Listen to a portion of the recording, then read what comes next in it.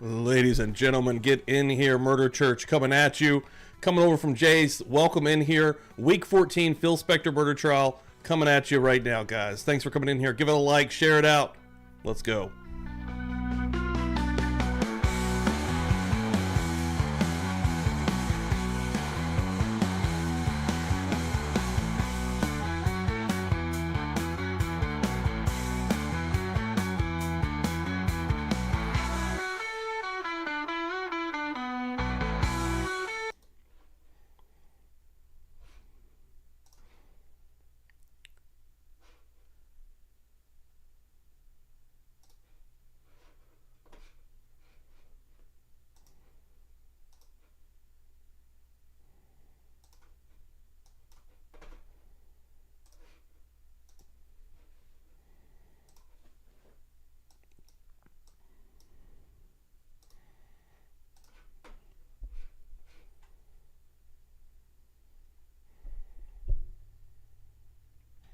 Let's rock. Ladies and gentlemen, Murder Church is on the air. What's going on? Welcome in here. Sunday morning, coming at you. Like I said right before we started going, please hit that like. Let people know that you're hanging out with Murder Church here this morning. Good morning, good morning. I saw Jay in there. What's up, brother? I see MJ, Kai, what's going on? Alan Miller, RX Girl, Defense Attorney Meow, Wild Side, Taryn Dusty, Miss Dina. What's up, everybody? Welcome in here. Thank y'all so much. Again, I posted this on X on Twitter. Give that the old share. That really helps us out. And yeah, we're going into freaking week 14. That was a new song in there. It was totally AI. It was just another one of these. I've been messing with this AI song thing, but that one was pretty good. I like that. I like to get the morning started with something at least sort of upbeat, and that one was pretty popping. But what's up, everybody? One thing that we have going on is a bunch of new freaking merch. One thing I was like, you know what? Been doing this wheel. The wheel has been crazy. Friday night was absolutely nuts. We had an insane time. Anybody that was not at Feral Friday, holy crap. But the wheel right now, we have 3 names starting out the wheel this morning. Again, we need 12 to get a spin.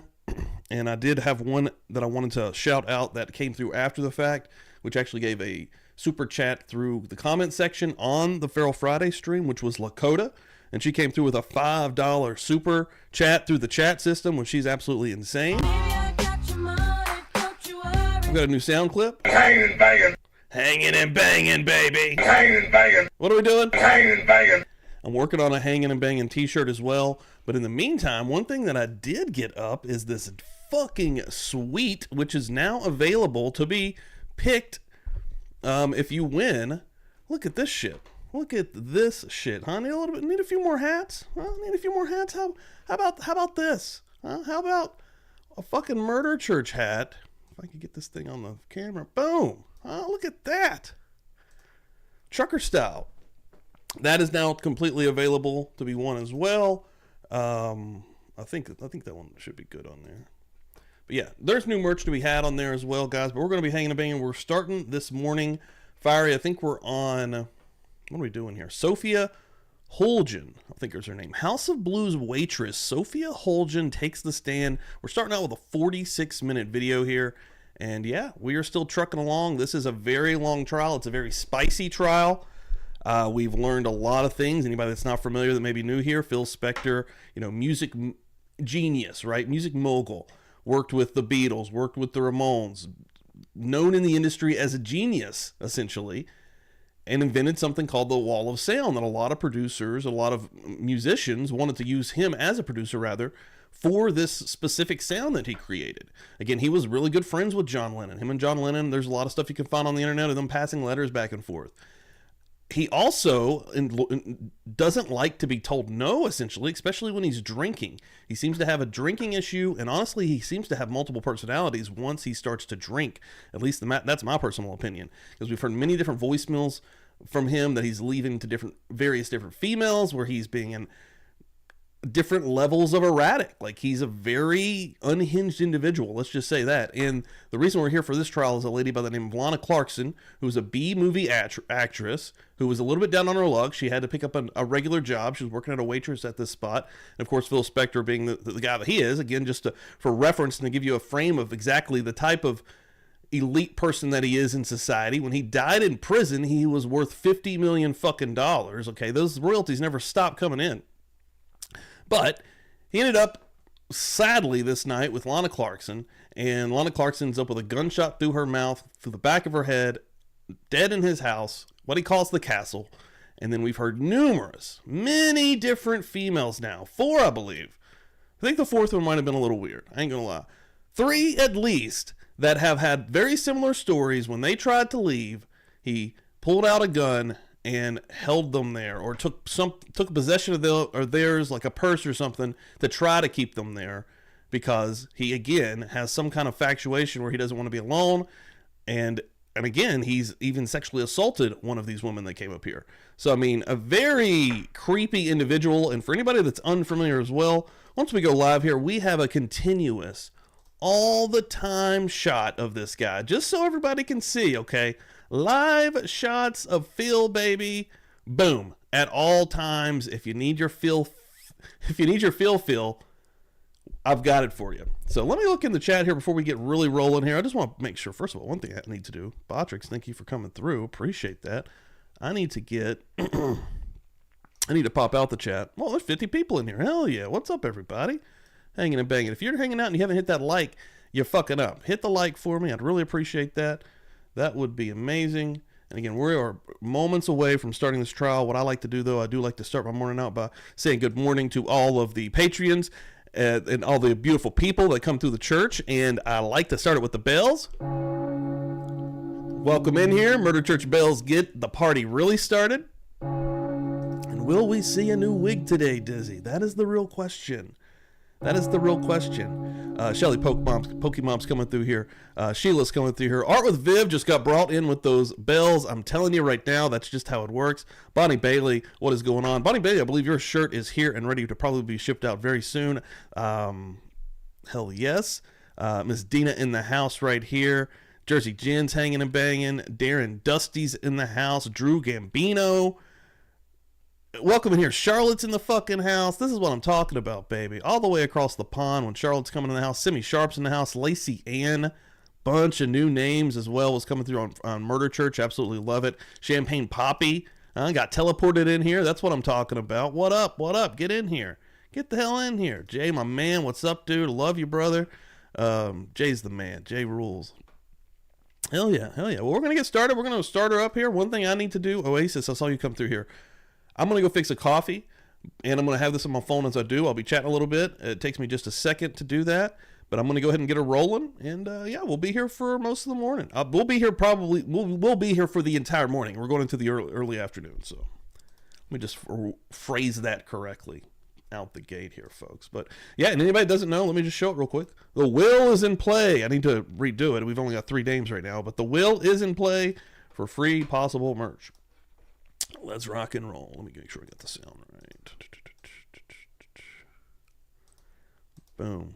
Again, House of Blues waitress Sophia Holgun. I don't know. Well, we're going to find out how bad I butchered that, huh? We're going to find out. Hanging and banging. Because we're hanging and banging. Please spell your name for the record. Sophia Holguin. Holguin. I fucked it all to hell. Holguin. Thank you. If you sit back and pull the microphone right under your chin, you won't have to lean forward. You'll be more comfortable, and we'll be able to hear you. You may proceed. Thank you, Your Honor. Good morning. Good morning. I wish. Yesterday for a while. That was a wig of will. Thank you so much for coming back. I appreciate it. You're welcome. I'd like to invite your attention to February 2nd and then into the early morning hours of February 3rd of 2003. Where were you working at the time? At the House of Blues. What was your job? I was a cocktail waitress. How long did you work there? Well, you were sort of talking over her answer. You were a cocktail waitress In the foundation room. Okay, that was my next question. And what was the foundation room? Where was it? It was on the 3rd floor. She's under cross right now about a defense attorney by the name of Rosin. I believe is his last name, Rosin. Again, the prosecutor in this is Alan Jackson from the Karen Reed trial, just so people do know. The judge in this, we call him Judge Bruce Willis, a.k.a. Judge Diehard. He looks just like Bruce Willis. Yippee-ki-yay, motherfucker. I can't explain it, but he's fucking awesome. Welcome to the party, pal. How long did you work there? Very About big. 2.5 months. Do you work there any longer? No, I don't. How long after the date we're talking about did you work there? I believe about a couple weeks, maybe 2 weeks or less than that. Can I ask you to, if you pull the mic back towards you, it comes all the way back, right underneath your chin. There you go. Thank you. And we've heard a little bit about the foundation room. When you worked there as a cocktail waitress, was it a little special? Was it different? It was more for the elite, so it was a little different than the rest of the House of Blues. It took something special to get in there? Yes, yes. Now, on the date that we're talking about, that Sunday evening into Monday morning, did you know Alana Clarkson? Yes, I did. Could we have People's 14, please? Thank you, Susan. We just put People's 14 up. Do you know that person? Yes. Was she working there in the foundation room with you that evening? Yes, she was. What was her job, if you know? She was a hostess / security. What did that mean? She greeted people when they came into the foundation room, or she guarded the door. To make sure what? What do you mean? I don't understand. Well, when she guarded the door, did she make sure that only the right people, the people with the right ID or tags Right, got security in? had to make sure that they were allowed to come in. Because not everyone was allowed into the foundation room. No, you had to be a member. If I showed up and came to the front door that night, Lana Clarkson would have turned me away probably. Correct. Okay. On that evening, did you see Phil Spector? Yes, I did. About what time, do you know? It was about 1:45, around there. 1:45 in the morning, so that would have been February 3rd. Correct. Was he with someone? Yes, he was. Could you briefly describe that person? She was a white female. She had short blonde hair. I don't know her name. Do you remember anything about how she was dressed? Not particular. No, I don't. Dressed up or dressed down or? Suggestions, asking answers, suggested. Overruled. You may answer if that assists you in any way. If it doesn't, just let us know. I don't recall what she was wearing. When you first saw Phil Spector and this woman that you've just described, where were they? They were just approaching the foundation room. Where Lana Clarkson was working. Yes. Had you seen Phil Spector before? Yes, I have. In the foundation room? Just once or more than once? Once. What happened is, if you recall, what happened when Phil Spector and this woman came up to the foundation room to where Lana Clarkson was? I asked Lana to sit them in my section because I had waited on him before, and I knew that he was a good tipper, so I asked her to make sure that she put him there. And that'd be important to you. Yes, that's the reason I'm there, to make some money. Sure. Okay, and what happened after that? I recall that she didn't know who he was. What did you see or hear that makes you say that Lana Clarkson didn't know who Phil Spector was when he first came up to the foundation room? Because she called him Miss Spector. You heard that? Yes. What happened then? Did Phil Spector respond to it when Lana Clarkson said Miss Spector? He said Mr. Spector. He told Lana Clarkson his name? Correct. As if she should know it? Right. What happened then? I believe he went to the restroom, and at that point, that's when I asked her to sit him in my section. And I told her, that he was a producer, and so she was sitting him in my section. When you went up to, you went up to her and told her that? Yes. That he was a music producer? Correct. Did you say anything about his wealth? Yes, I told her that he was a multimillionaire. And you wanted him, Phil Spector, in your section? Correct. So you could wait on him? So I can make some money, yes. At that point, when you walked up to Lana Clarkson and said those words to her, did she at that point know who he was? She didn't know who he was until I told her. Did you know a man by the name of Euphrates? Yes. Was he working there in the foundation room that evening? Yes, he was. What was his job? He was bartending. No, actually, he was both bartending and security. security with respect to the foundation room? Correct. He was overseeing the whole security that night. And did you see him talk with Lana Clarkson at about that time? Yes, he did. Do you know what he said? He told her to let him in because she had to get clearance. You know, she didn't know who he was.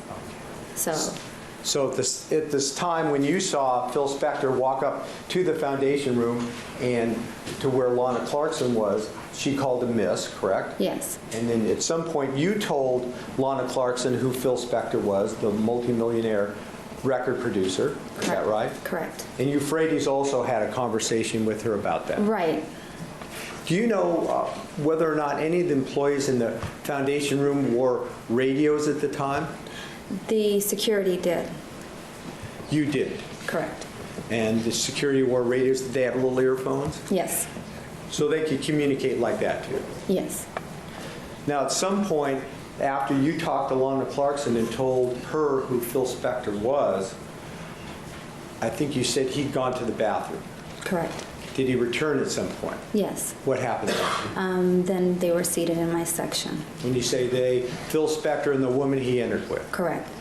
Did you go up and ask if they needed anything? Yes, I greeted them. I asked them if they would like something to drink. And what was said? They ordered a drink. Who did? Phil and the woman. What did the defendant Phil Spector order? He ordered a Bacardi 151. Bacardi 151? Correct. Did he specify how he wanted it, or did you ask him? Yes, up. What does that mean? It means just straight, no ice, no mixer. Now, Bacardi 151, is that a special type of rum to your knowledge? It's a premium rum.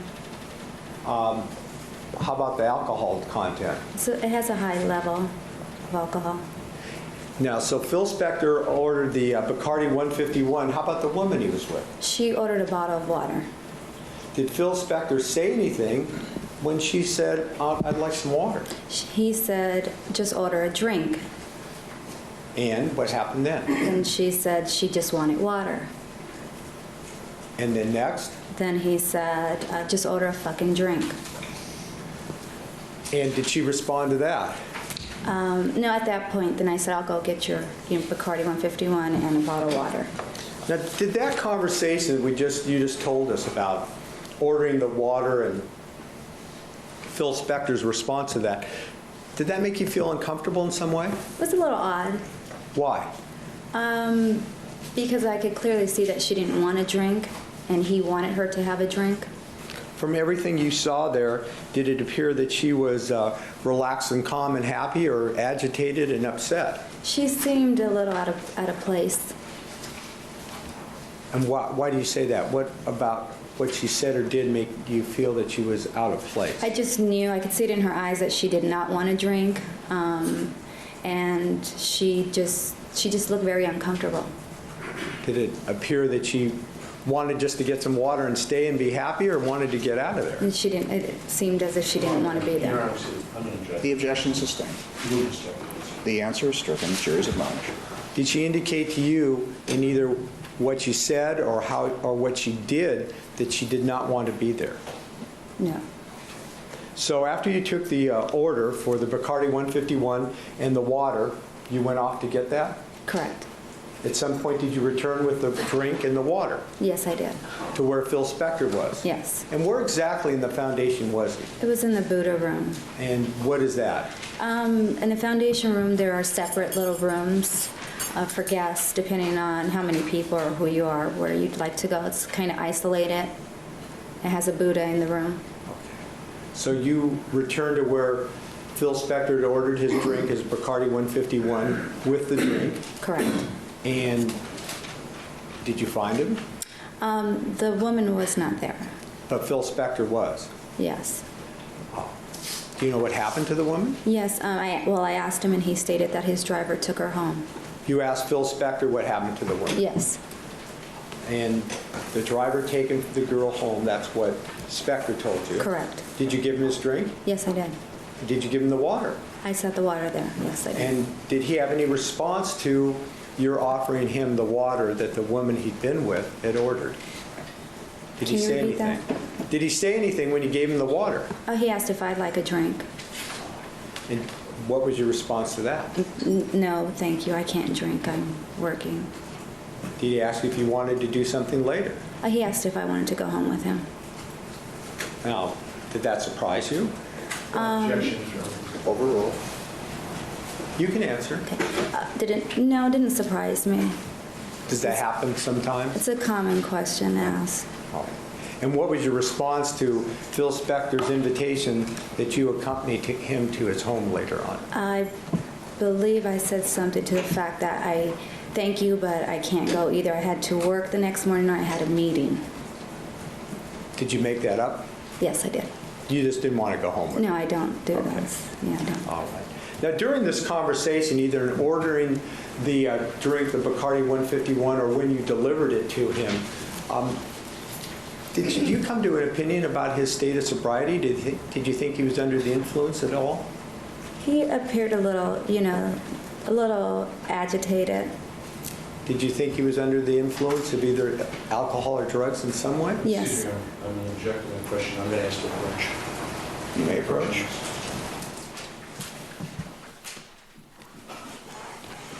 You may proceed. Thank you. Going back to my last question, based on your job and what you do, did you think that Phil Spector was under the influence of anything that evening? Yes. No, she's already answered the question. Well, but we've had a big pause. I'll allow the district attorney to start off again. You may proceed. And your answer was yes? Yes. Why did you think that? Just his demeanor. What about his demeanor? He was very, very agitated and very fast speaking, a little slurish. Was he loud at times? Yeah. Did he use swear words, cuss words at Objection, times? suggested. Overruled. The question was, did he? Not without it suggesting anything one way or the other. You may Yes. answer. Yes. Now, you told us that he asked you to have a drink and then asked you if you wanted to return home with him, which you turned down. Correct. Did he at some point finish or drink that Bacardi 151 that you delivered to him? Yes, he did. Did he ask you for another drink? Yes. And when was that? That was a little bit after 2 o'clock. And did you serve him another drink? No, I did not. Why not? Because I had to ask management if it was allowed. After a certain time, you can't serve alcohol. So you did not make that decision yourself about giving him a second drink. You referred that to a manager. Correct. Do you remember the manager's name? Kim. Okay. And did Kim give you an answer? Yes, he said no. Now, you said that you wanted Phil Spector to sit in your area. Is that right? Correct. For the tip. Is that correct? Yes. You knew he was generous. Yes. Did you also serve him a drink because of that? Yes. You wanted to tip? Yes. Now, I'd like to go back just a little bit. Yeah, sorry, before I left, I said this was the defense attorney Rosin. I think this is actually, and I don't remember his name, and if I did know his name, this is the part of the prosecution side with the state. This is someone that will be asking questions other than Alan Jackson. When Thanks for everybody for coming in first here. took- So we got a house tonight. Let's fucking go. If you're hanging and banging and you haven't hit that like yet, do the damn thing. Hit the fucking like. Get it hit up. Lit it up. Let YouTube know. Let them know, y'all. Shit, I need to get the, let's witness his name up here. A little something for me to do. the drink order, or perhaps when you returned with the drink, was Lana Clarkson in the area there in the Buddha room where Phil Spector was sitting and where you were serving him? She had been in the room, yes. And what was she doing? She was walking back and forth, in and out. She was fluffing some of the pillows at times. Is that normally the security worker's job? No, but Lana, she would always go over and beyond. What did it appear to you that she was doing? Being friendly? Yes, she was friendly. Yes. Did Phil Spector respond or comment on Lana Clarkson's activities there in the Buddha room? He did. What did he say? He said she won't stay still. She's like fucking Charlie Chaplin. Now, at some point after You served Phil Spector his drink, he drank it, and then he ordered another, but you couldn't serve him. Did you give him a tab? Did you give him a check? Yes. I'll give you Can a we pro. have that? That's People's 13, please. We have it up there on the board. I'd like you to look at it. Do you recognize that? Yes, I do. It says House of Blues, West Hollywood at the top, correct? Yes. And does it have your name on it? Yes, it does. Sophia. Yes. And it has a number next to it? Yes. Is that your employee number? I don't recall if that's Okay. Might be, though. it. It could be. It usually is on the check. And below that, there's the date February 3rd of '03, right? Yes. And that's the day that you, Julio Suave, thank you so much. Appreciate that. Anybody that has not done that yet, go do it. Go do it if you're on X or Twitter. That helps out tremendously and helps grow the community as Murder Church and Publicly Buzzed in general. Keeping the damn thing going, baby. Love y'all. Thank you. served Phil Spector and this woman that left, correct? Correct. And then Growing this church. 1:59 a.m. Is that when you billed this through the computer? That's when I first opened the check. So it was just before you closed? Yes. Okay, because 2 o'clock's supposedly the cutoff time. 1:45. Oh, okay. But somehow we still ordered your drink, correct? Yes. Okay.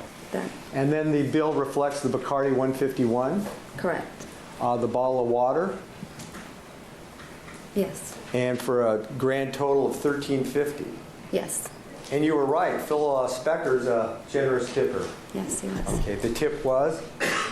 $450 total. $450 And was that tip. split among a couple people or not? Yes, it was. Is there a policy there at the House of Blues about that? No, I think it's an individual person, it was at the end of the day, I pay taxes on it, so, he asked me to divide it up, and Okay. I did. So Phil Spector indicated the $450 tip, but asked you to divide it up in some manner? Correct. And do you recall how that was? It was for myself, security, and hostess. And then we see with the grand total there, $463.50 on a diner's card for P. Spector. Is that right? Yes. And that's how the Bacardi and the water were paid for. Sarah, I see you. Yes. Is that right? Lurking and working. That's usually me, actually. Happy Murder Church, y'all. Thank you so much, Sarah. You're getting on that wheel. Let me put you on the list here, baby. And I'm keeping an eye on all socials or on all apps as well, whether that's Venmo or Cash App or anything that may come through, so I don't lose anybody out of order or line. Sarah, get in here. Welcome. Thank you. Let's go. Right. At some point after closing, and when is usually closing there in the foundation room? 2:15? When you say closing, what do you mean? Well, what I was really going to ask you about is did there come a time when you were able to hear what was going on in the radio? Yes. Security at that point, we're cleaning up, so security will take off their earpieces and just have the radios on. And that's when the foundation room is closing up? Correct.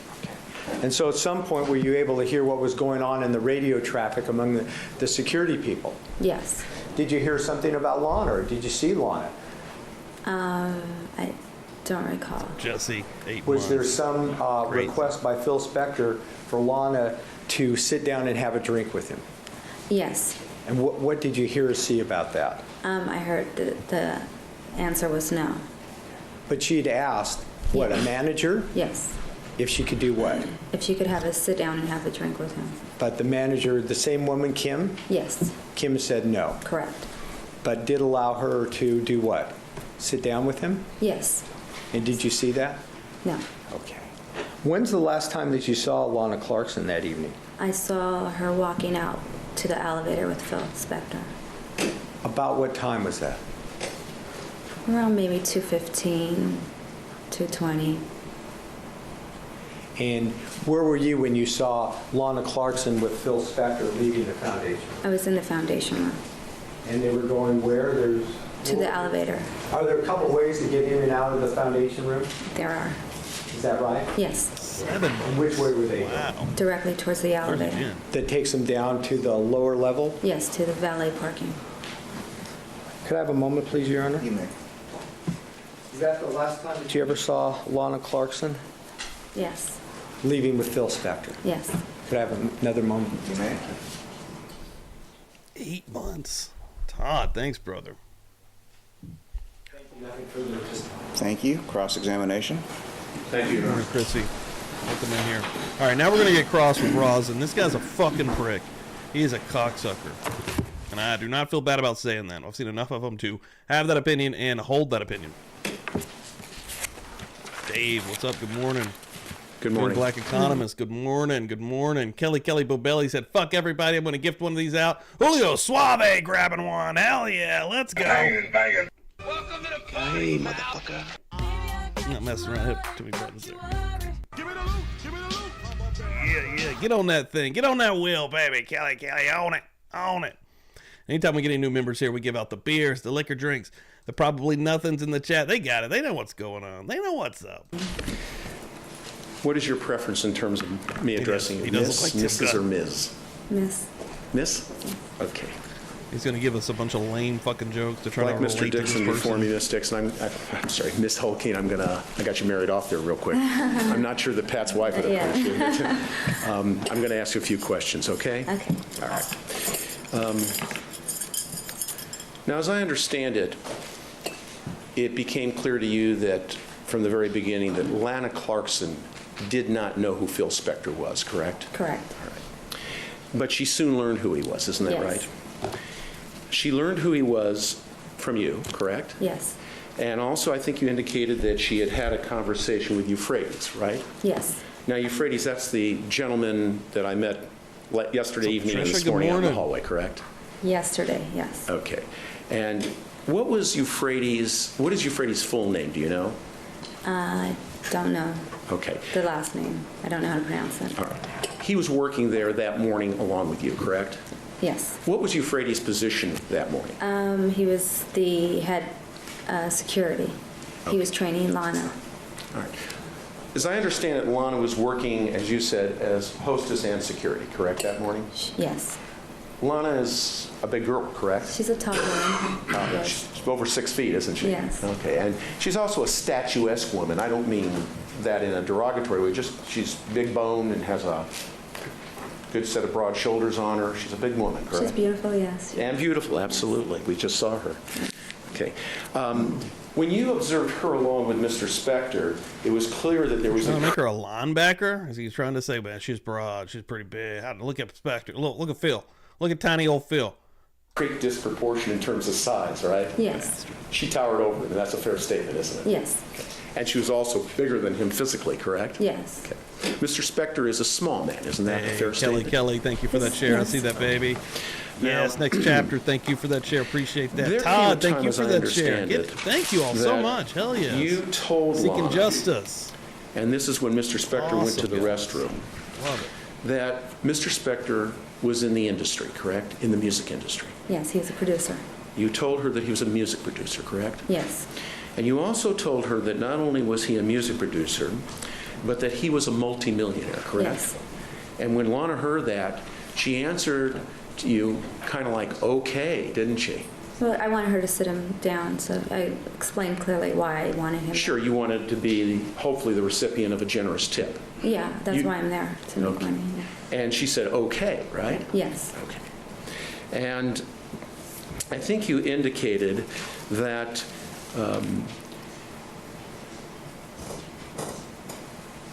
Ms. Clarkson also had conversation with Euphrates, correct? Yes. And Euphrates also told Ms. Clarkson about who Mr. Spector was. Isn't that Yes. true? Yes. Do you remember a statement to the effect that Mr. Spector was to be treated like Dan Aykroyd, like gold? You remember Yeah. that? Yes. And that's what Euphrates told Ms. Clarkson, correct? Anybody who is a member of that status, yes, has to Okay. be treated a certain way. But my question's a little bit more specific, okay? My question is, that's what Mr. Laundress or Euphrates told Lana Clarkson that morning, correct? Yes. And it was clear that that statement was meant to impart how important Mr. Spector was and how he was to be taken care of, correct? Yes. It was after that time that I think you said that you observed Miss Clarkson to to be paying a lot of attention to Mr. Spector, correct? Not necessarily to him, but she was visible in the room. Well, it was, when you say it was she was visible in the room, you found it strange that she was in the room in that way, didn't you? It was a little odd. Okay. It was a little odd because it was kind of like over the top for her, wasn't it? Yes and no. All right. Let me ask you this. It was clear to you that she was trying to get Mr. Spector's attention, right? That's calling for speculation. Sustained. Well, was it your impression by the way she conducted herself that it seemed to you that she was trying to get his attention? Same objection. Same ruling. Ms. Clarkson sat Mr. Spector and his guest that morning, correct? Yes. Okay. And she began at some point fluffing up his pillows, bumping around and making noise in the area where he was at, correct? Yes. And you responded to that by saying, "Who does she think she's kidding? Get out of here." You remember making those statements? No, I don't. Okay. Do you recall being interviewed by a couple of detectives on February 7th, 2003 from the Los Angeles County Sheriff's Department? Yes. Do you remember they came and spoke with you and asked you a lot of questions and you provided answers? Yes. And you recall before they started their discussion with you, they told you and suggested to you that you needed to be completely truthful with them? Yes. And you were, correct? Yes. And do you remember speaking to them and telling them that when you observed Lana Clarkson to be picking up the pillows and bumping around and making noise, you made the statement to them that you said, "Get out of here, who does she think she's kidding? She didn't need to get that comfortable." Do you remember making statements along those lines? No, I don't. I have a copy of a transcript of that interview that you had with her. It was a tape with them. It was a taped interview. Do you recall? No. Okay. Well, it was a taped interview. You didn't know you were being taped? I don't sorry? recall. Okay. Well, I have a transcript of that, and you were being taped. If I got that out and showed you those questions and those answers, might it refresh your memory? It possibly could. Okay. With the Oh, court's there's no way I permission, could do may it. approach? Yes. We have to. Yes, And the way of some people course. treat votes.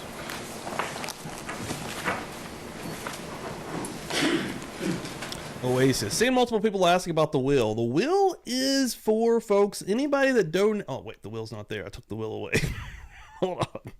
The will is here beside me, actually, because I was going to take the names off and replace them with the new names coming through. But the will is for anybody that gives any kind of donations whatsoever, whether that's through YouTube here, whether that's through doing supers, gifting out memberships, or whether you go through the link tree up there and you go through Cash App, Venmo, anything like that. Let me check right now, actually, make sure I'm not missing anything. But that will get you on the will, folks. I'm not right now. And right now we're up to, I think, 4 names on the will. We got, on the new will, we got Holly Berry, Miss Dina, Lakota, aspiring court reporter Sarah, and then Kelly, who just got on with the gifted membership. So yeah, we're building the new will now. But yeah, get on that son of a bitch. And when you win, when I do a spin, if you win, you win a shirt from the merch store. So You may. Ms. Holkeen, we have a certain processes we have to go through here in court. It's a little different than outside. I'm going to show you a portion of this transcript, okay? You are to read it to yourself, not out loud. And then after you read it, you can let me know, and then I'm going to ask you some questions, okay? And let me move my little yellow Post-it so you can read it, okay?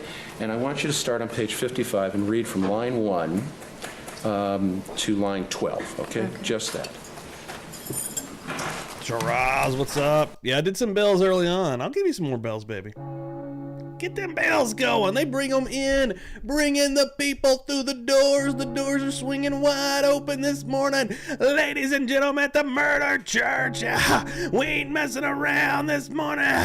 Murder Church bells go on Phil Spector trial week 14. We ain't doing it, baby. Let's go.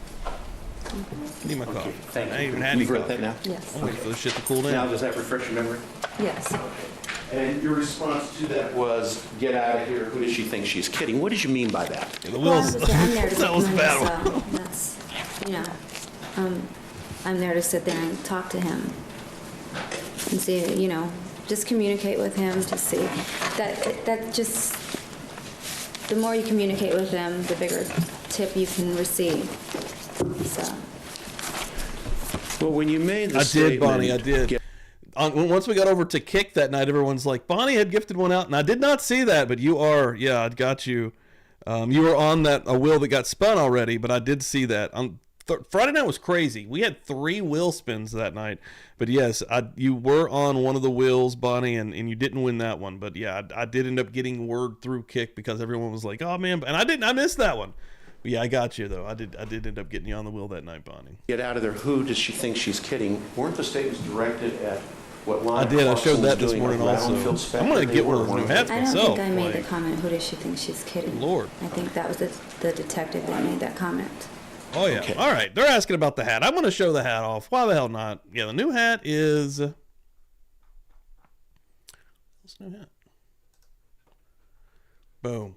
And there's a coffee cup there too. I made a Kool-Aid coffee mug as well. I was trying to get a few things. This is the Buzz Mysteries on this like satchel thing. Like they didn't actually come through, so I don't know what's up there and some phone case stuff. But yeah, this one is fire. All right, the Murder Church trucker hat. Shit, we ain't messing around over here. Y'all already know that. Shit. Hold up. Hold up. Hold up. Hold up, I'm not messing around, son. But Bonnie, I do have your shirt. Should be getting here. It would have actually been here yesterday if I wasn't blocking the mailbox. So it should be here tomorrow, and yours should be going out next week. The Kool-Aid shirt that you picked. And the Kool-Aid shirt is the only shirt now that is not able to be picked because it costs an extra $8 to have 3 words on the back of it, which is absolutely insane. So that's the only shirt. And Dan said, just take that off. And I guess if you wanted the front to just be the Kool-Aid, I could do that. But I like the back of it. I like the cult, the Murder Church cult idea. So Bonnie Bailey said, get me on there again. Let's go. Here we go. I got you, baby. Get her on here right now. Thank you so much.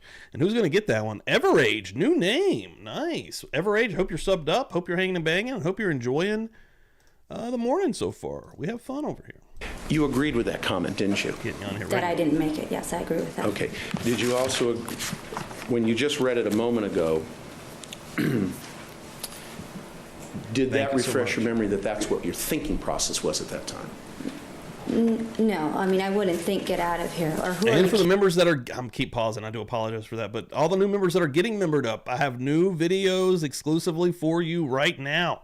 For the members only. Good morning, Megan. Kidding, I wouldn't think that. That's not my... Can I drink this without burning my mouth off? Think like that.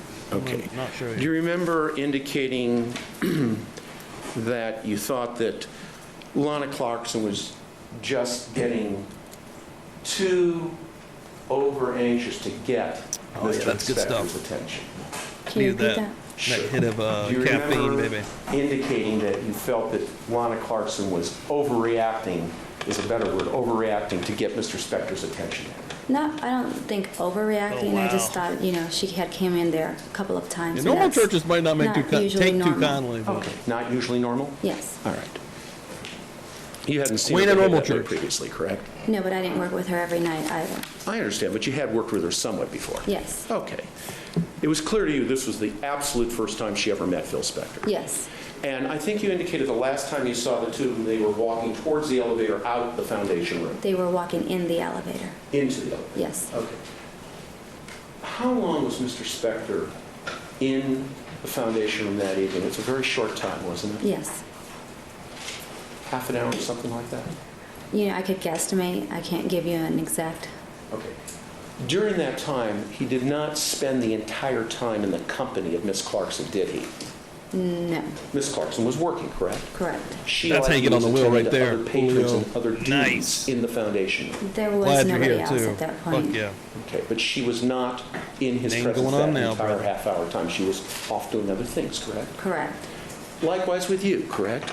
Well, I was servicing him, and then when he was finished. I'm sorry? I was servicing him, so once he was finished and left, then I was doing my duties. Okay, and that gets me to another point. You indicated that he placed an order and you brought the order to him, which was, I believe, a rum Bacardi 151, correct? Correct. Or a Bacardi rum 151. I Yeah, don't know if I'm saying I it can right. see exactly why And this was a bottle of real just life plain water, 6-month correct? trial. This fucking And guy. you served the Bacardi, correct? Yes. And you served the water, Love it. Yes. Love it. and then you left him and went about your duties, right?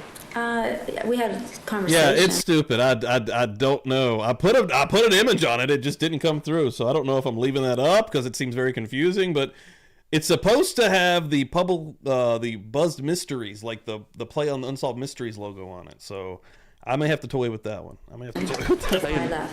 Yes, I understand that. He invited you to have a drink with him and invited you to his home. Trying to add some more stuff, you know. And then you went off, correct? We've got a cool merch store, After a though. while, We got a lot of cool yes. designs. You indicated and that I've you got one made more a I'm lie working on to right him now, and the story to hanging and him banging decline, design. so that you would decline not going Trying to with keep him, it quiet correct? for everybody. It wouldn't have mattered who invited you to go home with him at that point. You would have declined. You were tired, right?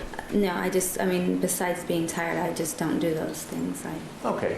So if it was anybody, Mr. Dixon, myself, Mr. Jackson, anybody, you wouldn't have accepted, correct? Correct. It was your professional Oh my God, I'd decision love to not see do that. Yes. Wow. You felt it wasn't in keeping with your role Even as a seeing stuff like professional that's so true. employee at the House of Blues, correct? Not necessarily just an employee, but for myself. Okay, for your personal self as well as in part for your professionalism. Yes. Okay.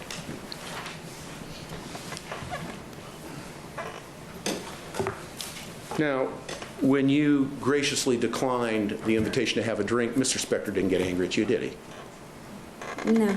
Okay, and when you graciously declined not to accompany him home, he didn't get angry at you. He didn't yell or scream at you, did That's he? because she wasn't in his No, I don't recall, bedroom the trying words to after leave. that. Okay, but he He was didn't still yell in or scream at public. you. You do recall that. He was loud, but I can't tell you that he was screaming. No. Okay, but he wasn't angry with you. No, All right, angry so now with it sounds me. like a fucking He just asshole. seemed angry He's in general. being loud because you won't go to the house with him for the restaurant? Ms. Holkeen, Yes.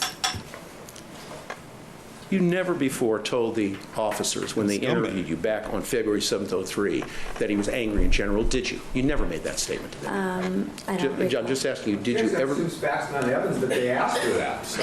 Maybe they This didn't. real life recall trial is that. 6 I months. believe That's what she why doesn't recall is that- I do apologize if people get mad about me pausing, but this real life trial was 6 months in real time.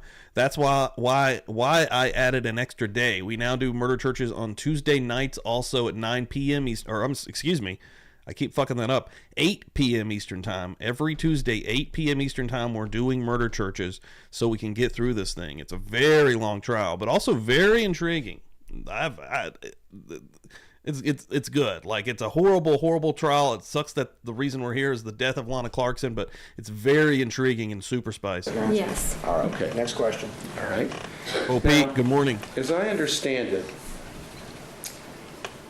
the young lady who was with him that you described her having short blonde hair, correct? Yes. And I think you indicated she was, you couldn't recall what she was wearing, right? Right. And you did describe the saying that it appeared to you that she felt she was a little bit out of place. Yes. Okay. Did you know that she was a waiter at the, well, let me back up and ask this way. Are you familiar with the Grill restaurant in Beverly Hills? Excuse me? The Grill on the alley in Beverly Hills, do you know it to be a restaurant? Yes. Okay. Were you familiar with the fact that that morning she had come from the Grill working as a waiter? Clearly called for speculation and hearsay. Well, I think the answer is probably obvious, but were you aware that she worked as a waitress there on that evening? No. Okay. You said you didn't recall how she was dressed. Right.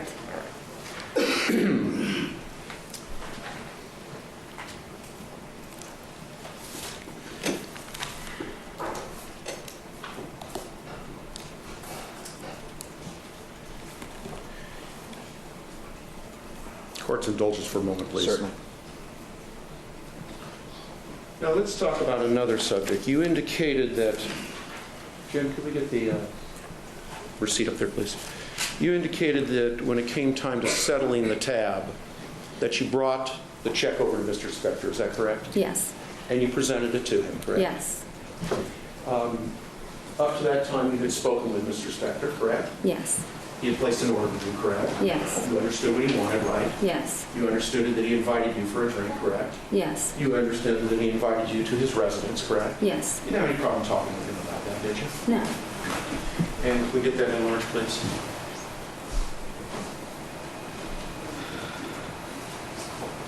Okay. Now, Mr. Dixon has already taken you through this, and Jen, if you could just highlight, please, the gratuity. The total bill was $13.50, Dave knows. correct? Yes. And the amount of the gratuity is $450, which is an extraordinarily generous gratuity, isn't it? Yes. That's why you wanted him in your section, correct? Yes. Okay. And I think you testified that when you took the check over to him to pay,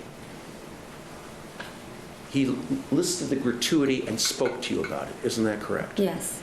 And in doing that, he actually discussed with you that is how confusing. the gratuity should be split up, correct? Yes.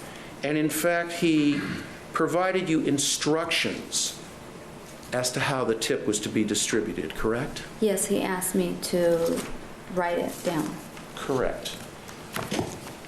You were his server that night, correct? Yes. You had the bill as well as a pen or a pencil to write it down, correct? Yes. All right. And let's spend a moment and talk about that. And as I understand it, you're now at his table. The bill was $13.50. Mr. Spector indicated that he wanted to give Euphrates some money, didn't he? Yes. He said that he wanted to give Euphrates $100, correct? Yes. And you said, okay. Yes. All right. He then said that he wanted to give you $100, correct? I don't recall. Okay. You recall talking to the officers back on February 7th, 2003, Detectives Tomlin and Fournier? Yes. Okay. If I showed you a portion of the transcript of your conversation, might it refresh your memory that he in fact wanted to give you $100 also? Improper foundation. The way you did it by reading it in front of the jury was inappropriate. If you read your remarks to the officers, do you think it might refresh your recollection on this issue? It could. All right, you may approach. May I approach, please? Yes. And the site is 26, 1 through 2. Pardon, page 26? I'm going to show you a single page out of the transcript. If you just read it to yourself, please, just lines 1 and 2. Before I read it, it doesn't really state who's saying what. Okay, let me get you the page. I mean, if he's throwing $450 out there, I mean, shit, what are we doing? I mean, God almighty, it's hard not to. It's like, all right, I mean, that's $450, son. That's half of a fucking regular person's paycheck for 2 weeks. There you go. Thank you.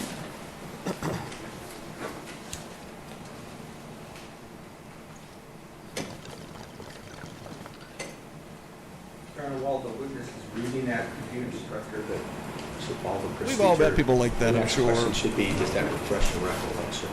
Not have a read-through, please. And usually they're I'm not not going to have a read from this Okay. refreshing recollection. I understand. Thank you. Anyone that thinks that they can use their social status and money to get anything, especially what we're seeing, what he wants here. I think we all know what the fuck was going on here.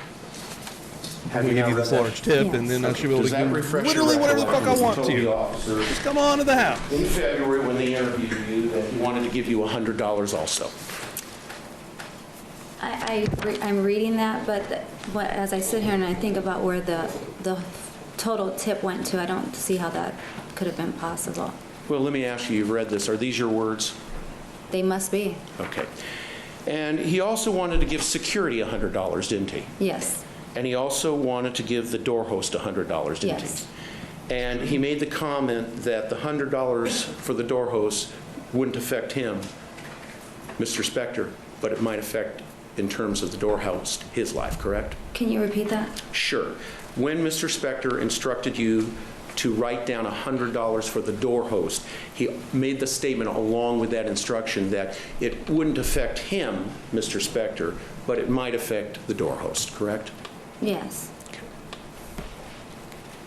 So other than the $100 that you indicated you can't recall whether or not he instructed you to parcel out for yourself, you do remember the disbursements as to all the other individuals? Well, no, I don't, because from what I'm understanding is that it's a total of $450. If I gave security $100 and I gave the the hostess 100 and myself 100, that still leaves money left. Where did that go?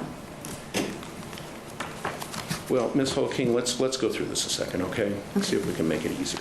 Change your wig! There's a $450 tip, correct? Yes. You indicated you recall that he wanted to give Euphrates $100. Yes. Correct? Yes. Hop shot He of Phil. indicated that he wanted to give Always security ready to go. $100, correct? Yes. The door host $100, correct? Yes. So that's $300 out of the $450, right? Well, Euphrates is security, so That's $300 out of the $450, correct? yes. All right.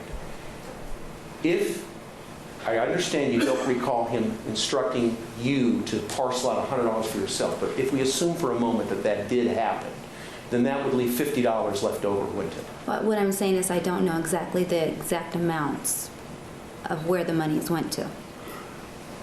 That's not my question.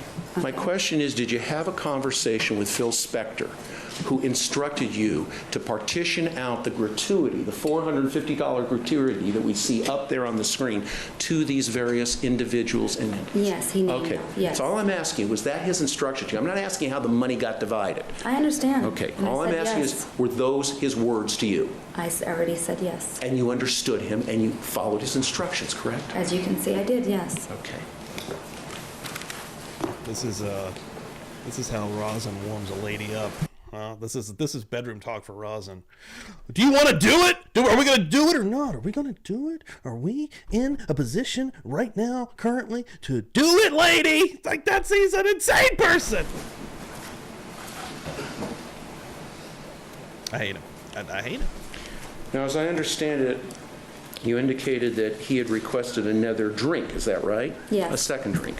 And you declined because it was past the time in which you could serve him the drink, I correct? declined because management told me. Pardon? I declined because management advised me not to. Okay. And who was it you spoke to in management? Kim. Okay. And let me ask you this. When you told Mr. Spector Like sometimes that you I'm going to could- pause it again. I'm just talkative this morning. Sometimes I feel like maybe the defense attorneys, because I mean, being in the true crime community, we can see it go either way, right? A lot of people give a lot of shade to either side. People do kind of lean one way or the other. But I do see a lot of shade get thrown towards the defense attorneys, and sometimes I'll be like, I do understand why they're doing this or why they have to do this or this is their job for their client in this current situation or position. This guy is annoying as fuck. I'm sorry. He sucks. Like his tone, his manner, the way he asks the questions, the way he goes about this entire process pisses me off. I don't like the Would dude. not serve him a second drink. It was neither here nor them for him. It was no big Slothy's deal. lurking back there. I don't Get in know. here. Also getting membered up. Thank you, Queen. Olive Ruth Ann. Hell yeah. Also getting on the fucking wheel. That's right. That's what I like to see, baby. That's what I like to see. Hanging and banging, brother. Hanging and banging, brother. Hell yeah. Nice. Love it. Putting you on the wheel right now. Well, let's look at your answer to your transcript again, okay? Yo, that's a new name right there. Find It, Fix It. Welcome in here. The event was from 2003, and this trial is from 2007. Welcome in. I hope you're subbed up. Counsel, page 29, Condescending is the word. Sheila. 24 to 35, and pages 59, 20 to 5. Building a wheel here, folks. We're getting closer. So let me get this for you, okay? Okay.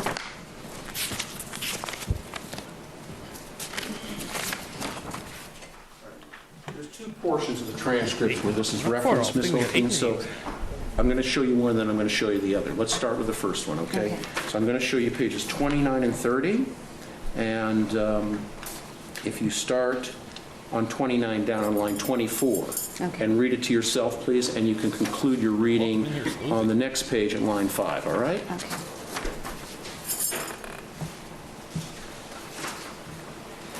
Yes, I mean, usually I understand and I get it.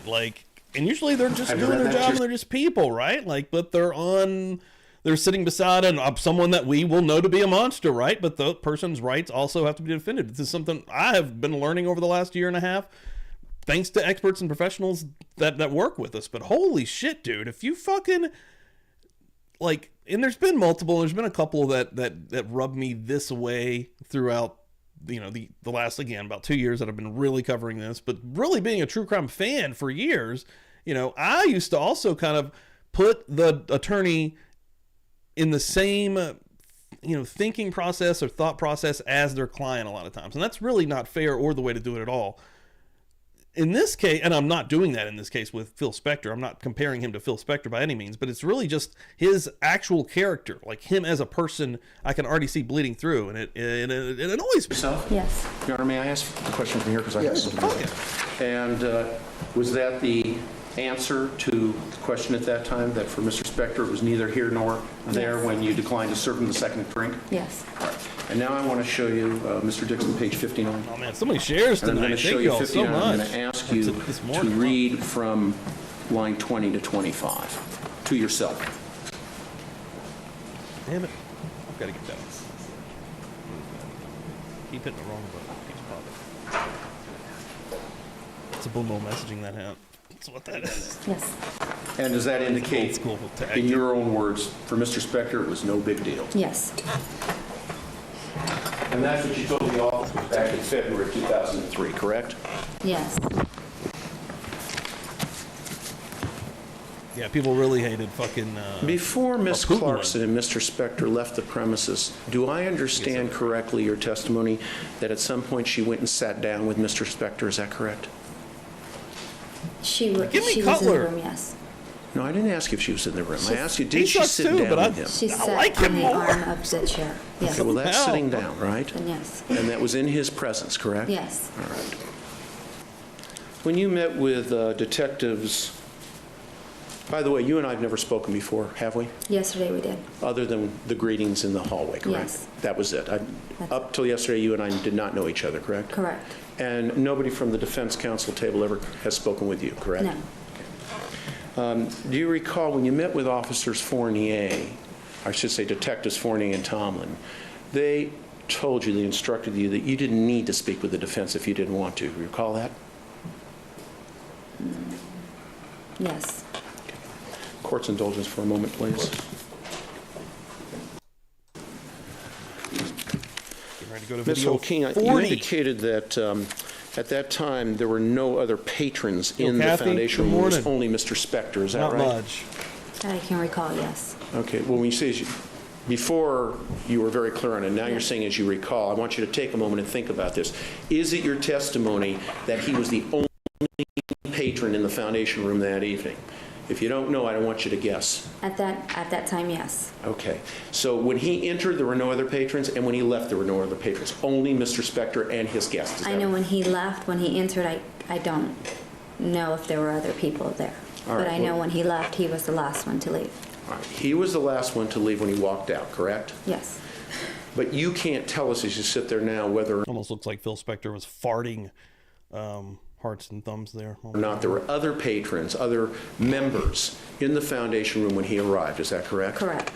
By the way, when you 13 first saw months, Mr. holy Spector shit. that evening, you Damn. first saw him First in time? the foundation room. Isn't that the correct? So in Fuck? the hallway. He was not yet in the foundation room. What the Okay. fuck there? What are you And doing? then he came into the foundation room. Is that right? Not until... Repent. Not till Miss Clarkson escorted him in, correct? Correct. All right. 13 months. That's You're not unbelievable. familiar That's with how awesome. he got to the hallway area, are you? Correct.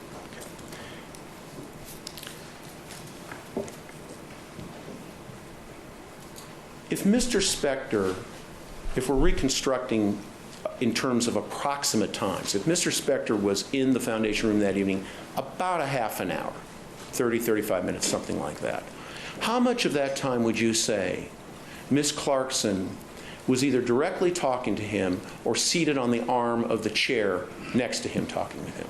I don't recall. It was a very short time, wasn't it? I don't Of that recall. entire 30, 35 minutes. Yeah, I don't recall. What was she doing the other time when she wasn't speaking with Mr. Spector? I don't know. Okay, thank you very much. Thank You're you, welcome. redirect. Thank you, nothing further, Your All Honor. right, subject to recall, you're excused. Thank you for being here. You're not to discuss your testimony with anyone except the attorneys in the case. Thank you. You may step down. Let me just make an inquiry. Any of the jurors need a break? Does he not look like Bruce Willis? All right, good shot, clear shot right there of Judge Bruce Willis, a.k.a. Judge Die Hard. Welcome to the party, pal. Yippee-ki-yay, motherfucker. Look at Because him. I'm going to keep going if you don't. He's also awesome. I don't see anyone. Diana, you all right? We're going to keep going, try to make up for some of the lost time this morning. All right. Your next witness, please. Euphrates Lalondes to join us. All right. Okay. See where we're going next. Next, we got a 52-minute one. What do we got here? House of Blues security officer. I'm going to butcher this one. Holy shit, look at this name. Euphrates La Londres. I'm going to stick with that. That seems right. Video 40, again, of like 230-ish or something like that. And again, we got a security guard coming up. That's right. Keep going. Everybody coming through this morning. Appreciate the shit out of it. While I am on a little break here just for a moment. We got a lot of people in the house here tonight. If you haven't hit that like, please do so. Really appreciate that. Derek coming through here, 13 months, holy shit, and first time attending actual church. Thank you so much. She's been around forever though. She's an old school Publicly Buzzed head. Queen Olive coming through here, gifting out a membership. Thank you so much. Julio, $1.99, getting on the wheel for the first time. That's what I'm talking about. Bonnie Bailey, who's already won a shirt, wants another one getting on that wheel. And then Kelly Bobelli coming through here, gifting out a membership. Thank you so much. All new members, make sure you check out the video section. You will have 3 videos that are exclusive only to you that are pretty cool. Jersey Jen coming through here, showing off her 7 months right after Todd had shown off his 8 months. Thank you guys so much. And then Jesse Charles as well. 8 months. Yeah, those numbers start to add up quick. And once you get on board here, Publicly Buzzed, usually hang and bang for a good while. Sarah, aspiring court reporter. If I could talk this morning, holy shit, Sarah coming through here. OG up in these parts, lurking and working. Happy Murder Church, y'all, giving a $4.99, getting on the wheel. Also, again, we continue to build the wheel up. Thanks everyone for hanging, appreciate it. Euphrates La Londres. Could you spell your name first, please? Okay, sorry. There we go. Hold on, we're getting ready to start, but I want to see this right here. TJ Bits, good morning. Been on rewatch crew trying to catch up and decided to jump ahead to live stream. That's what I'm talking about. I've seen a few different comments on old Spector videos. Some people are starting to find this trial and come in, and we're on episode 14, but it wouldn't be that hard to get caught up and to kind of jump in and basically just jump into a live stream. But welcome in here. Thank you for being here. First of all, that's awesome. P as in Peter, Love to H see as in that. Harry, R Grow as in in the Robert, church, A, baby. T as in Tom, Everyone's H as in Harry, fucking helping E, S too. as in Sweet. Samantha. All of you guys La are so Londres, important. L, A, Oh. L. Hold on, I gotta go back and get his name. I do apologize. I want to see this. Sorry. Spell your name for the record. Euphrates La Londres. Euphrates Lalondres. Okay. Euphrates. And I've heard that name. Could you spell your name first, please? Okay, sorry. E, U, P as in Peter, H as in Harry, R as in Robert, A, T as in Tom, H as in Harry, E, S as in Samantha. La Londres, L, A, L, O, N, D, R, I, Z. Thank you very much. If you sit back and pull that microphone right under your chin, you won't have to lean forward, and then we can hear you. You may proceed. You may proceed. Thank you, Your Honor. Good morning. Good morning. Thanks for coming back. I know you were here yesterday, too, and waited all day. We appreciate you coming back. Thank you. I'd like to invite your attention to February 2nd of 2003. Were you employed on that day? Yes. Where were you employed? I was a security officer for the House of Blues in Los Angeles, Sunset. On Sunset Boulevard? Yes. Could you pull that microphone back towards you? Pull it right underneath your chin. I'll just keep pushing it back. There you go. Okay, thank you. You may proceed. How long had you worked at the House of Blues on Sunset as of that day? About 2 years, about a year It's and a a half, fucking dope almost 2 name. years. Yeah, like. Did you have a prior history with the House of Blues? Yes, at the one in New Orleans, I worked there for about 4 years, 5 years. And from New Orleans, you transferred to the one on Sunset? Yes. And what exactly was your job that day at the House of Blues on Sunset? I was a security officer, but a trainer at that moment in time. Did you also work Water from in the time to coffee's time already as a got me. bartender? Yes. Go take a piss. Taking the phone with me. What were your hours that day? My hours were from 7 to closing. So you would have worked past midnight into the next day, February 3rd, correct? Yes. What time did you get off? I'll say about 2:30 or close to, 2:30. What exactly was your job as a security officer? Were you assigned to a particular part of the House of Blues? Yes, but at that moment, being that I was a trainer, I was assigned to certain spots and to check up on certain people. Were you working near the foundation room? Yes, I'm security officer for the foundation. You've mentioned a couple times that you were a training officer. Can you explain that for us? What does that mean? A trainer is a person that trains another fellow employee. And on that moment in time, I was training Lana Clarkson. Your Honor, may we put People's 14 up for identification, please? Yes. Thank you, Sudie. We have People's 14 for identification up on the screen. You just mentioned that one of your jobs was training Lana Clarkson. Is this Lana Clarkson? Yes. Explain that a little in greater detail. What were you doing with respect to Lana Clarkson and helping her train at the House of Blues? Tell us about that. She was a security officer. There's a difference between the security officer in the foundation room and security officers for the club. Tell us about that. We are more VIP. We have to dress in blazers, jackets, while downstairs you could wear a T-shirt. You know, it's different. Work in different crowds. Upstairs, we work with celebrities, you know, VIP ever, and members. So we have to go through certain procedures as far as how we have to talk to certain artists or certain members. We cannot just be, excuse the word, ghetto. So we have to just be more professional. So at the same time, I was also explaining to her, talking her through as far as what she needs to do, who she needs to talk to, if she feels that she needs to question anything, she will call me on the radio, and I will help her in any way that I can. Let me ask you a couple of questions based on that last answer. Radios, tell us about that. The security people at the House of Blues in Yes. the foundation room had radios? Yes, all the security officers in the foundation room have radios, and the other persons that have a radio is the bar, and besides the manager.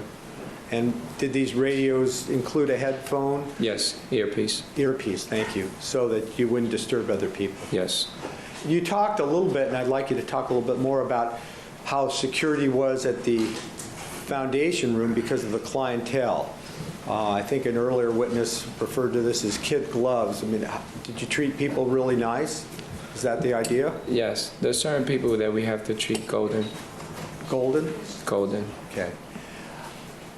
On that day, as you were trying to help Lana Clarkson, is it fair to say that you were keeping an eye on her because you were training her? Yes, that's definitely. And where exactly was she working? What was her job that day about, 1:30 in the morning, 2 o'clock? What was she supposed to be doing? That whole day, the beginning of the day, she started with me downstairs as far as so she could know about tickets, the wristbands. Tell us about the wristbands. We carry different wristbands. The club has a different wristband than upstairs. The club is paper, and we have plastic. We have a certain type of plastic that we wrap around. Those are our special wristbands. The members get a different colors, and the members' guests get a different color. But they both plastic compared to the club that is paper. And so that is for what purpose? To distinguish who gets into the foundation room? Who is this Wrestle Plunge? That ain't me. Who the fuck is that? That ain't me. Who gets into the foundation room and who also gets into the club. Not necessary that you are a member and you get a wristband means Holy that you're shit. going to go down to the I might have concert. missed that part, Dave. That's crazy. Wow. The foundation room is we same entity but different type of feel. So you could go to the foundation room as a member, but if you didn't buy tickets, that doesn't mean that you're going to go to the club. So sometimes you will have to carry your member's wristband and also your club wristband to go into both floors. So you spent some time explaining to Lana Clarkson all of that. Yes, I have to explain all that. Now, was one of her jobs about 1 o'clock, 2 o'clock in the morning to be at the door of the foundation room to decide who gets to get in or who doesn't? Yes, because at that moment in time, she went upstairs and she's at the door of the foundation room. I think we stationed her there around 12, I'm sorry. And from that moment on, she started being at the door of the foundation room. Anyone that walks through that door has to be checked as far as a wristband. Because sometimes you get people from the club wanting to meet our members or meet our guests that are in there, which is some celebrities. So they will want to come in. If you don't have the plastic wristband, then you cannot walk in. And that was her job, to distinguish. If you don't have a wristband at all, then you can't walk in. You can't be nowhere. No matter who you are? No matter who you are. If they don't know you, I'm sorry. Let's say if I've never met you and you walk in, you don't have a wristband. Catherine just sent $5 through the old Cash App. I see you, Catherine, getting you on the wheel and the list right now also. Building that thing. Thank you so much, Catherine. Appreciate that. Let's go, baby. I'm not going to let you in. You're probably not going to let me in anyway. No. But if I didn't have a wristband, no chance, right? No chance. So from midnight until closing, based on your last answer, as I understand it, Lana Clarkson's job was to be at the door of the foundation room to make sure that only the right people with the right wristbands got in. Is that Yes. correct? And as your trainer, you were keeping an eye on her to make sure she was Three doing names her away job from a and spin. knew what was going on. Yes. Prior to that day, did you know who Phil Spector was? Yes, I did. You'd seen him before. Yes. At some point that evening, about between 1:30, 1:45 in the morning, did you see Phil Spector near Lana Clarkson? I seen him after I was told. Somebody mentioned his name to you Yes. over the radio or otherwise? Otherwise. Who talked to you? Sophia. Just our last witness. Yes. In fact, she was a waitress in the foundation room that evening. Yes. What did she say to you about Phil Spector? That he's in the hallway and that he is getting loud because for some reason. I'm going to object to this hearsay. It goes to his state of mind and what he did next. All right, I'll admit it not for the truth of the matter asserted, ladies and gentlemen. You to receive it only to explain what this witness did following what he was told. You may proceed. Please finish. So that something is going on, to go over there and find to check up on Lana, because Lana doesn't recognize Phil and she has stopped him. So he's not too happy at the moment in time. So I told Sophia, I'll go and take care of it right now.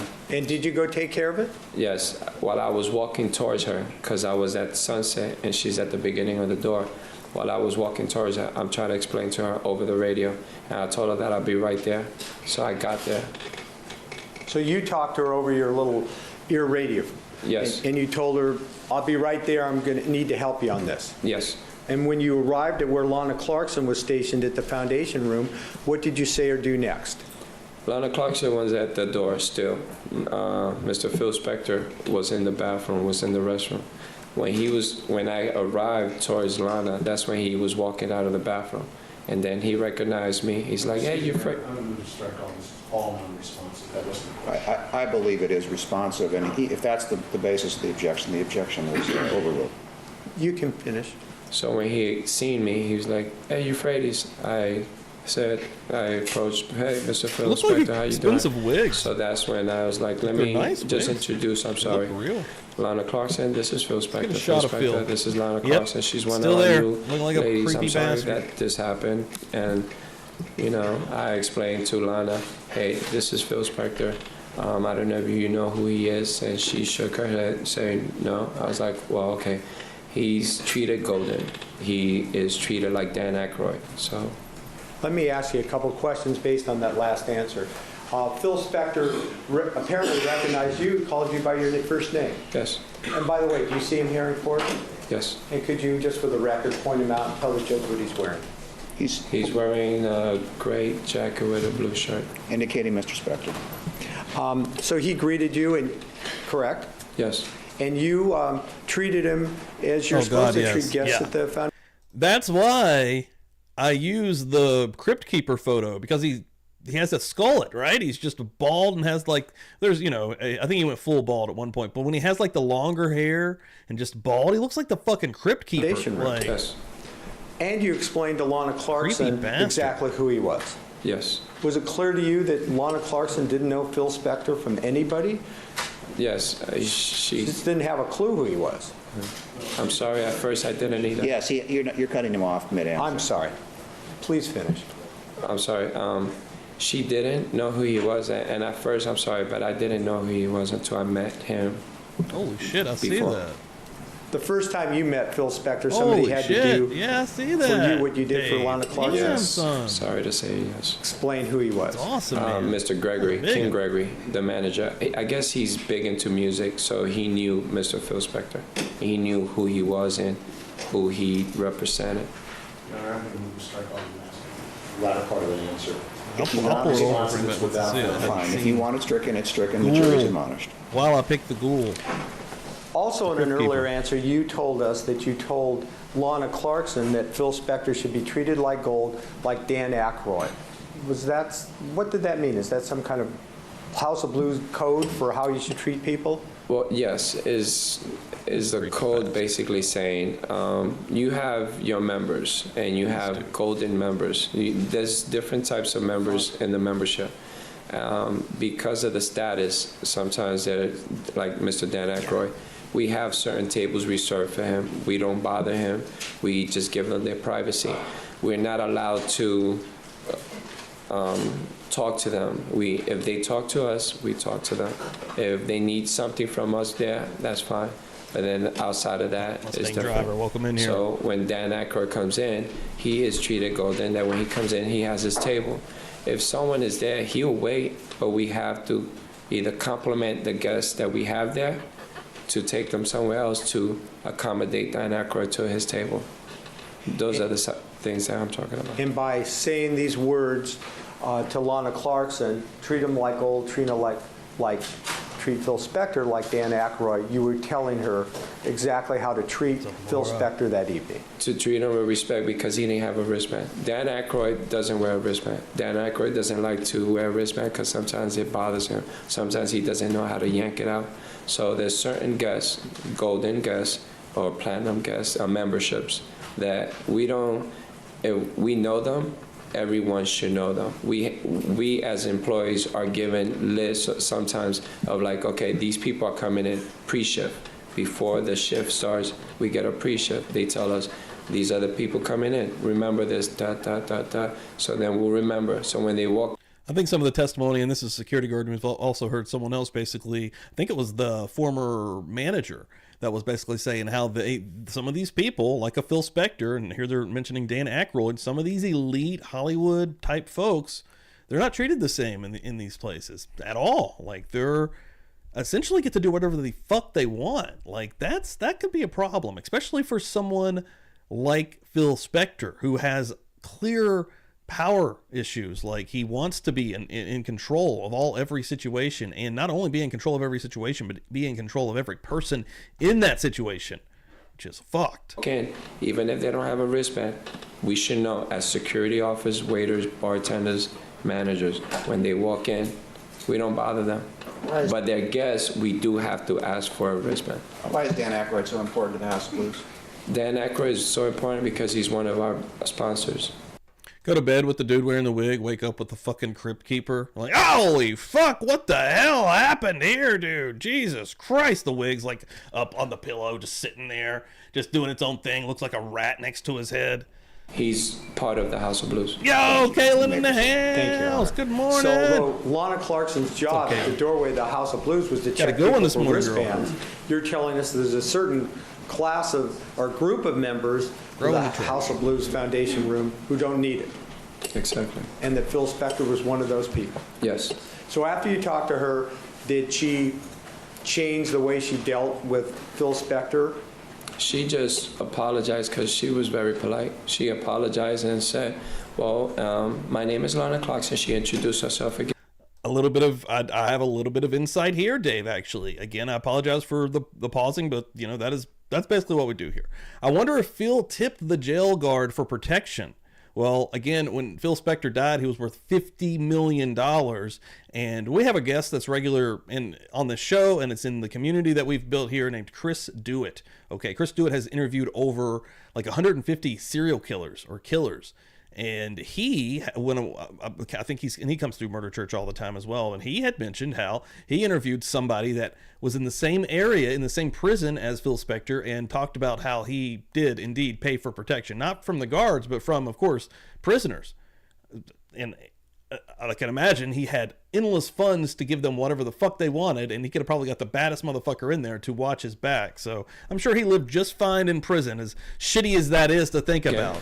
And then he shook their hand, and then they walked in, and then me and Lana proceeded to talk, and, you know.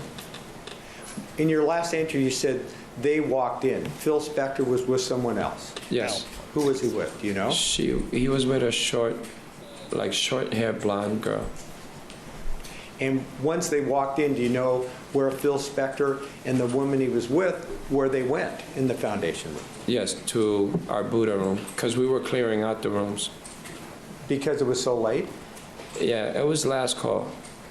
The last call is some kind of time designation. Last call is 1:45. Around 1:45 and up, we started making last call. It's like, okay, everybody start getting yourselves together, because by 2 o'clock, need to leave. So you told us that Phil Spector and his companion went into the Buddha room. Who was their server? Sophia, and there was another waitress, I'm sorry, I don't remember her name, but she was just walking around because she remembered Phil Spector. She had served them before, but Sophia was the main waitress.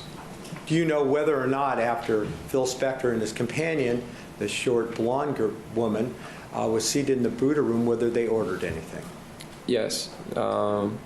This happened afterwards. After after I spoke to Lana, I walked out. When I walked out, maybe about 5 minutes later, I was clearing up stuff because, like I said, it was almost last call. It's time to clear out. I'm walking back, and when I'm walking back, I just wanted to make sure if everything was okay as far as Mr. Spector, the room, because we were making sure that we're clearing everybody out, and that if he wants, he could stay. So, being that I'm the trainee at the moment in time, the trainer, I was basically in charge of making sure that everybody, or our guests and or our employees, are okay. So I walked in to tell him, is everything okay? You could stay here. While y'all staying here, we're gonna be clearing everybody. Oh, hold on. Fuck this up. Yeah, okay. So make yourself feel comfortable, and that's when they were ordering the drinks. Phil Spector was ordering a drink? Yes. Do you know if that was the only thing that was ordered or something else was? Well, he ordered drinks for him and for the young lady, and the young lady didn't want to drink. What did she want? Do you recall? She said, no, just get me water. And eventually Sophia did that? Well, yeah, afterwards, because he asked. It's been answered. What happened after the order? The order, the young girl walked over to Sophia and I guess whispered, just bring me water. And that's what Sophia did, correct? Yes. At some point, did you notice whether or not the young woman that was with Phil Spector left? Yes, she did. How did that happen? Do you know? I was standing in front of Sunset clearing the booth out when I was watching her walking out, but she felt like she was going to walk out, but I guess she came back in. Be careful. And she felt uncomfortable. So she wanted to leave. I was like, you leaving? She's like, yes. And that's so from there on, I carried my booth, and she was in front of Sunset at that moment in time. After that, I lost sight of, yeah. All right, let me ask you a couple questions about that. Did you say she said that she was uncomfortable or appeared to be uncomfortable? Appeared to be uncomfortable, and when I asked her, she leaving, she's like, yes. What did she do or say that made you feel that she appeared to be uncomfortable? The way she was acting edgy, she didn't seem like she had any drinks in her, and she was already drinking water. She seemed edgy. She didn't want to be inside the room. She didn't want to be near the room. She wanted to just go home. And when I asked her, she said, yeah, I want to just leave. And as far as you know, that's what she did? Yeah. And you also mentioned you moved your booth. Well, I need to ask you that. We had a booth. We have a booth downstairs in the foundation room by Olive. That's where everybody has to come in through, where our valet is in. The reason why is because of our valet. We treat members special so that when they valet, they don't have to pay for their valet. And at the same time, when they walk in, we have an elevator that they could just walk up to, go up to the foundation room. Now, at the same time, we sometimes give them a little privilege as far as late night. We know that they go bar hopping, so we go put our booth from downstairs around 12 o'clock. We bring it up to the Sunset entrance. So that way, we'll have somebody downstairs with a wristband giving people wristbands, but we also have our booth on Sunset. So that way, if there's a member that needs to walk in through Sunset, doesn't want to be seen, or even a celebrity, if we know, recognize, we just let them in through Sunset because it's more private. I mean to also. put the hearts and the thumbs on this guy. A separate private entrance. Yes. But hit that thumb if you have Now, not. after the young woman, the young blonde woman who Phil Spector will be in your dreams. with Phil Spector indicated to you that she was uncomfortable and wanted to leave, did you either see or hear Lana Clarkson with Phil Spector or asked to sit with Phil Spector? Yes. About when was that? After the young woman left? Yes. So it would have been after, what, 2 o'clock? Do you know? Yes. What happened? Explain to us. She asked if she could have a drink And how do you know that? because she asked me over the radio because I was in charge at the moment in time. So you were still communicating over your radios? Yes. What did Lana Clarkson ask you? She asked me if she could have a drink with Phil Spector, and I said, wait, hold on, let me talk to Kim. And Kim was? Kim was our manager. Kim Gregory was our manager at the moment in time. But Shane was our dobo, so he was almost like general manager material. Okay. He overheard the situation because he was there. He was in the room. Shit, and he Catherine. said no. Coming through with another Cash App. Fuck yeah. Oh, okay, Kathy. Kathy in chat. Fuck yeah, okay. Love Sunday with Murder Church. $5 more from Kathy in chat there. I got you, Catherine. Yeah, putting you on the board again. Thank you so much. Appreciate No, that. you could I think sit we're two down, names but names you away cannot from have a a drink. spin. She was like, oh, okay. If you're unfamiliar with the you will, heard ask Shane, about the who will. apparently overheard the radio conversation, Because he has a radio. tell that to Lana Clarkson. No drink, but you can sit down. Yes. And after Shane communicated that over the radio to Lana Clarkson, did you see Lana Clarkson sit down with him, with Phil Spector? I seen her going into the room, but before she went into the room, she had to check out with me as far as the closing procedures. So we went down through the closing procedures. I told her what she needed to do as far as she needs to take care of the candles. She needs to make sure that the fireplace was turned off. So she was going through her all procedures. Everything that I was training her, that I trained her to do, she had to do by herself this time. You know, at a certain moment in time, she goes with me, and I'm doing it while she's going with me, but then there's a moment in time that she has to do it by herself. So she did that. After she did that, she asked, and I was like, yeah, Shane said it was okay. And that's when I seen her walking up. I walked out to finish doing what I needed to make sure that everybody else is nice, to see who I need to cut off as far as security. Let me ask you again a couple questions based on that. As security at the House of Helen, Blues get Foundation, in here. you had certain kind of closed down procedures, is that what Yes. you're telling us? And that night, Lana Clarkson's job was to do a number of these things, including blowing out the candles? Yeah, blowing out the candles is one of our things that we need to do. Could I have a moment, please, Your Honor? You may. And is that the last time that you saw Lana Clarkson, when she sat down with Phil Spector after blowing out the candles and doing that sort of thing? No, the last time I seen her was when she was walking out the door. And when was that? That was when she was about to leave.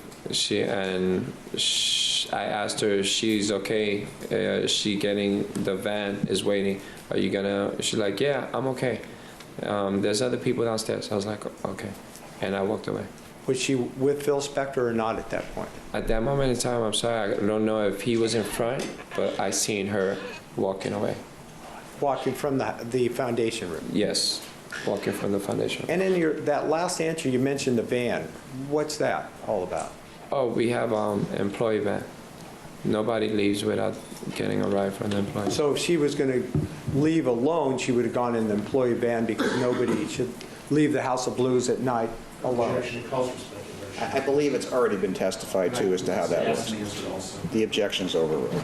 Is that correct? Yo, morning, where's the We have pickles? Get in here. Even guys. Thank Everybody you. coming Nothing through. further. Make Thanks sure you for hit that like. cross-examination. Helps us out, guys.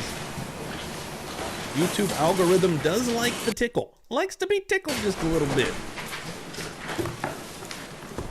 Good morning, Mr. God, here we Walters. go.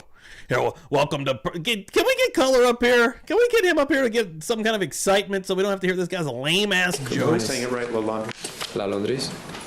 I don't think I Yeah, can... try it again, Rawson. Try it again, you fucking idiot. Okay, Gail's coming through here. I got to calm down. $10 in the house. Gail coming through fast and hard. That's what I'm talking about. Thanks, everyone, for hanging and banging. Appreciate it. We don't mess around. Son of a bitch! Up in her.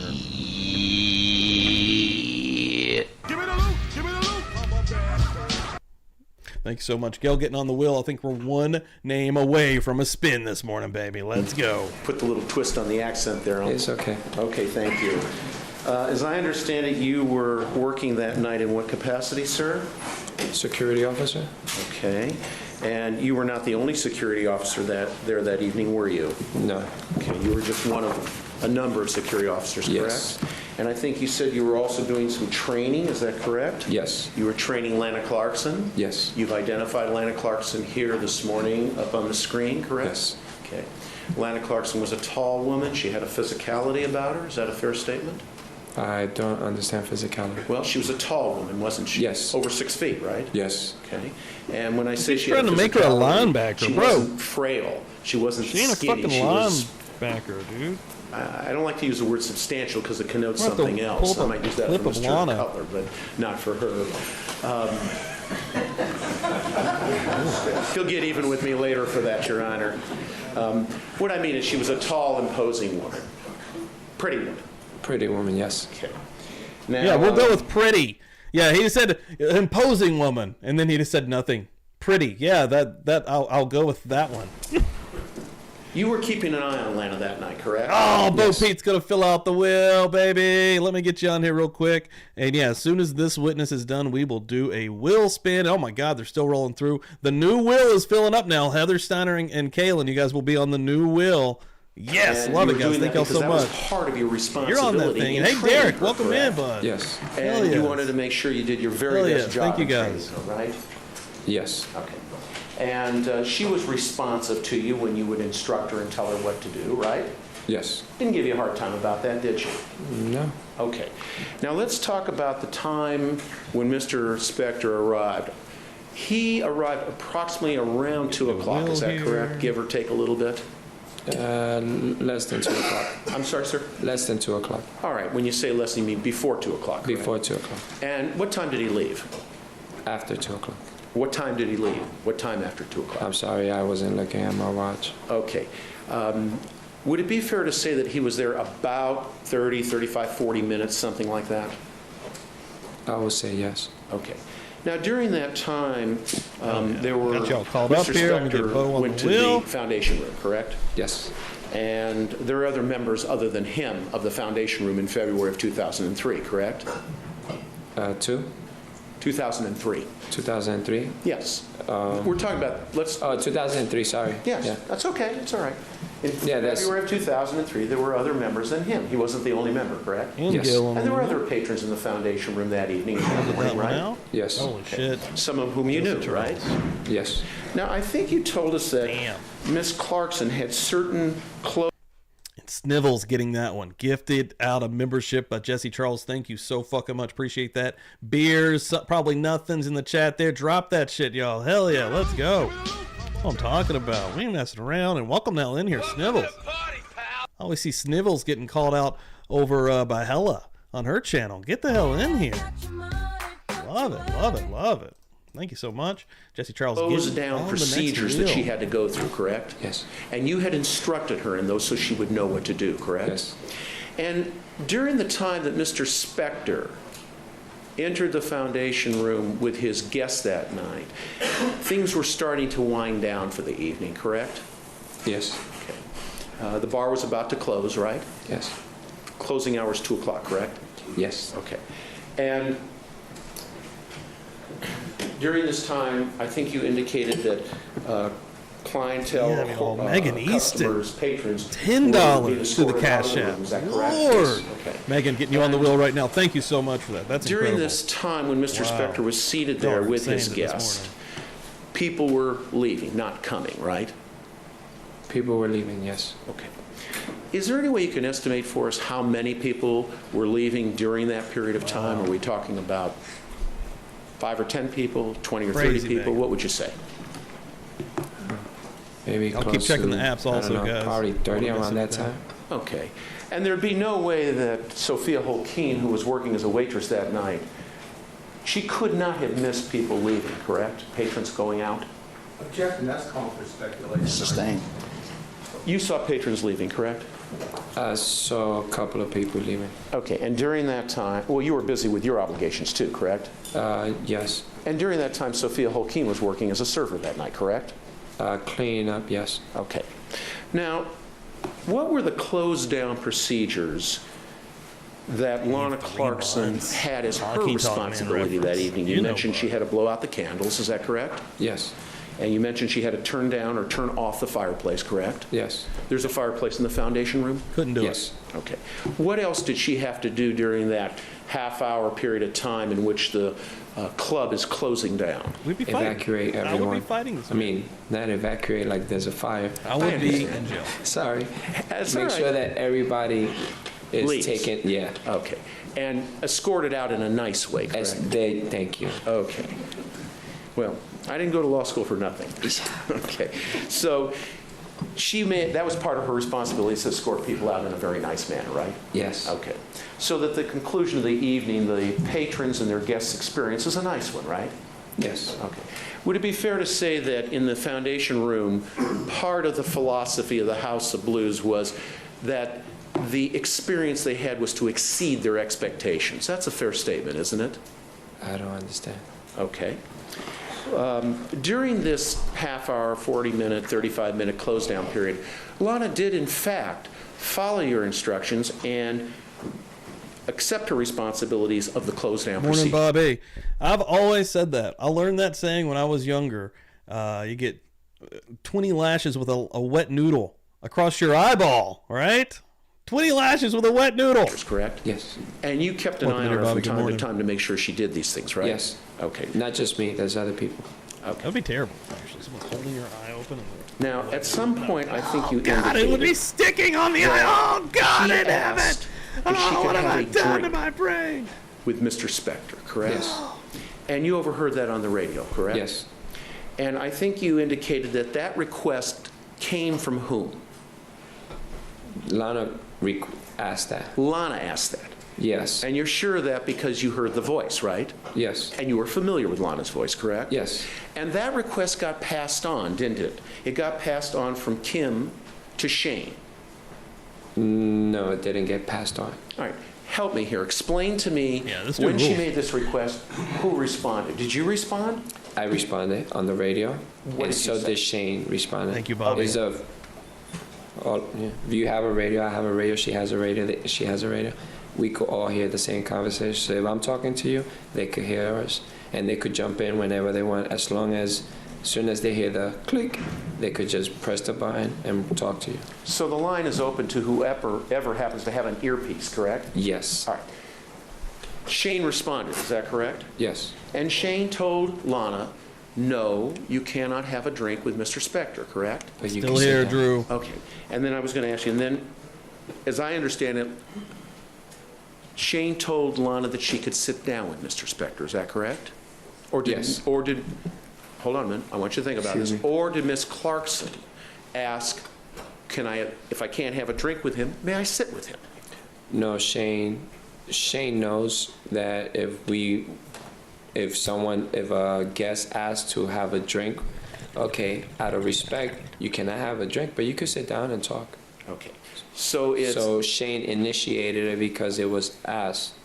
I understand. And Shane was serving that night as the general manager, As a double director of operations. Okay. And he informed her that that was okay.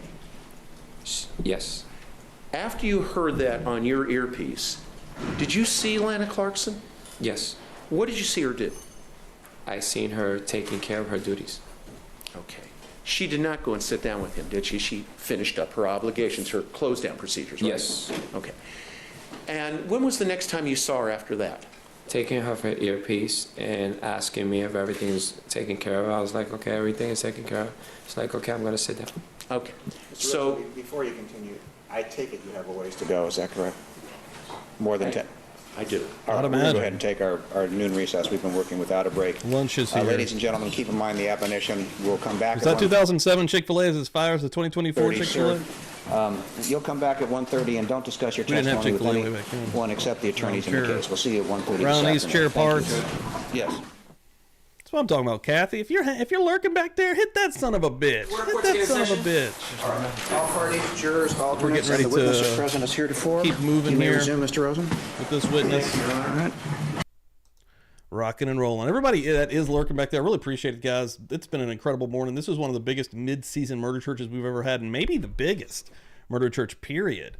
Really, really appreciate that. We do have a wheel spin that is coming in about 19 minutes. We have a wheel spin coming, and whoever gets that will get to pick anything from the merch store, any shirt from the merch store, and I will give them the opportunity to pick the new trucker hat as well today, if they so choose. But yeah, get in here. And we had Bobby being lucky number 69, huh? Nothing finer than 69er right here, hitting the old thumb on YouTube. Thank you, Bobby. Appreciate that. Let's keep rolling. welcome back, Mr. Lalandras. Thank you. When we broke this morning, we were talking about some of the policies at the House of Blues, and I wanted to ask you, as I understand it, employees at the House of Blues, especially the one in Sunset, they have different designations. For example, server, hostess, security, bartender, different designations, correct? Yes. All right. I'm going to show an exhibit here in a second up on the screen, and I'd ask you to take a look at it. Okay, Jim, could you help me, please? Okay. This is what's called as I remember, a punch detail report. You know what that is, don't you? Is that yes? Yes, sorry. You have to say yes or no. Okay. Sorry. So that Cindy can get it down. Okay. All right. And this is a punch detail report. It looks like it shows for the range of February 2nd. Jay, can you blow that up, please? Yeah, right up at the top. No, it's for Tuesday, February 4th, 2003, 10:52 a.m., correct? Okay, yes. All right. Now, Jay, could you blow up the date range underneath where it says punch detail report at the very top? Okay. And it shows the date range of February 2nd to February 2nd, correct? Yes. Now, this punch detail report, as I understand it, it's an official business record of the House of Blues, correct? Yes. And basically, Mr. Lalandras, it tells us who worked that day, how long they worked, and what they got paid. Is that correct? Yes. All right. Jen, please. Yes, right there. So could you blow up that whole part? A little bit larger, please. Ghoul cam, anyone? Live shot, I feel, right Give it to there. me as large as you can. Always Can you active. see that? You see a name up on the left-hand side Yes. that says Clarkson, Lamb? Yes. Okay. And you see a date there? Where to go, Jen? Okay. Yes. And that is for the date of Sunday, February 2nd, 2003, 6:02 p.m., correct? Yes. And Jen, can we do with the rest of it what you just did? That would be terrific. Okay, let's just hold that a moment. What time does it indicate that Miss Clarkson came to work on February 2nd, 2003? 6:02 p.m. Okay. And what time does it show she checked out that next morning, which would be February 3rd? 2:21. All right. If we go all the way over to the right side, under the word total, Jen, could you highlight that, please? There's a set of numbers there that says 8.32, is that right? What is that? Is that the total amount of hours that she worked that day? Yes. Okay. And is there a rate on that as to what she was paid for that 8.32 hours? What is the relevancy of her pay? May I approach her? Yes. May I approach so I can punch you in the fucking Mr. face? Launders, I think I was asking you the question. It shows that she worked 8.32 hours from the 2nd to the 3rd. Is that correct? Yes. Okay. And if you want to go, you want to do this. What was the pay scale, the pay rate for waiters or waitresses or servers at that time who worked that amount of hours? Jackson Foundation and I'm pretty sure their strategy was if this trial goes on for infinity, forever, then our client, Phil Spector, won't have to do a day in prison. That's why it lasted 6 fucking months. Well, to see if Thank God we had this judge either a who has some waiter, a fucking waitress, or a balls, server, as I who understand takes it. control. So I'll Judge sustain the Diehard, objection to don't the fuck particular around. question. You may go We'll into put them the in area that place. we discussed at the bench. Okay. Are you familiar, how long had you been working at the House of Blues that time, sir? About a year and a half, almost 2. Okay, were you familiar with the different pay scales and pay rates that were paid employees at the House of Blues? Not really, but I know that everybody gets paid, yeah, a little different. Okay. Were you familiar at that time with what somebody like Lana Clarkson got paid per hour? I think it was 10. Jackson speculate. All right, do you know one way or the other, sir? Not really, sir. All right, the objection is sustained. The answer is stricken. The jury is admonished to disregard it. Let me ask it this way. Do you know a range, not a specific rate, but do you know a range approximately of what she would have been paid at that time? Again, I might say I think it's $10, probably 11. Let me ask this. I'm sorry, was there objection? Well, there was an objection. The objection is sustained. The answer is stricken because this witness does not know for sure. You can get to it perhaps through a different witness, and the jury is admonished. You may proceed. I mean, Hey, motherfucker. Do you know this? Was Lana Clarkson paid on an hourly basis? Yes.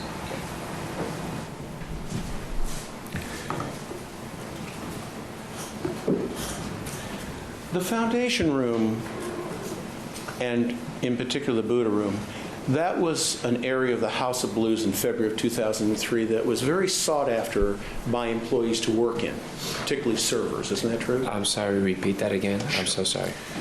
In 2003, in February, the foundation room and the Buddha room were areas of the House of Blues on Sunset Boulevard that were very sought out by employees to work because of the fact that there were celebrities there, correct? Not just the Buddha room. The foundation room is the foundation room. The Correct. Buddha room is a room part of the foundation room. So if whoever wants to work in the foundation room, you work the foundation room. Yeah, it wasn't that it was sought out by, as far as by people working there. Yeah, it's a great connection, but you get connected working in the restaurant or working in the foundation room. Because artists do go, they decide to go either or. So you speak to people no matter what. I understand that. But the A-list Hollywood people, or the A-list music people, they don't go downstairs on the first floor, second floor. They go up to the foundation room. Correct? Yes. So the servers or the waiters or waitresses who work in the foundation room and or the Buddha room have an opportunity to meet those kinds of people, whereas they would not necessarily have that opportunity on the first or second floor. That's true, isn't it? The evidence, the witnesses test. It's a question. It's a question. He may answer the question if he's able to. We're there to work. Yeah, as far as meeting people, we cannot. That's one of the some of the rules and regulations that we have as far as. Sir, I'm not asking. Okay. He may finish his answer, and I think it is relevant to what he was asked. You may finish your answer. Go ahead, sir. We cannot approach people unless if they approach us. If they approach us, then yes, we could talk to them. Okay, so you said if they approach you, correct? Yes, we have to be polite. I understand that, but also if you are approached by individuals in the foundation room by, say, strike that. Let me ask this way. If a patron or a member of the foundation room approaches you or approaches Sophia Holkeen or Lana Clarkson, that's fine, isn't it? Mm-hmm. Is that yes? Yes, Okay. sorry. It put in more of a basic terms, you employees cannot go ahead and solicit them. But if they approach you and offer you, that's a different story and that's acceptable. If they talk to us, yes. Okay. So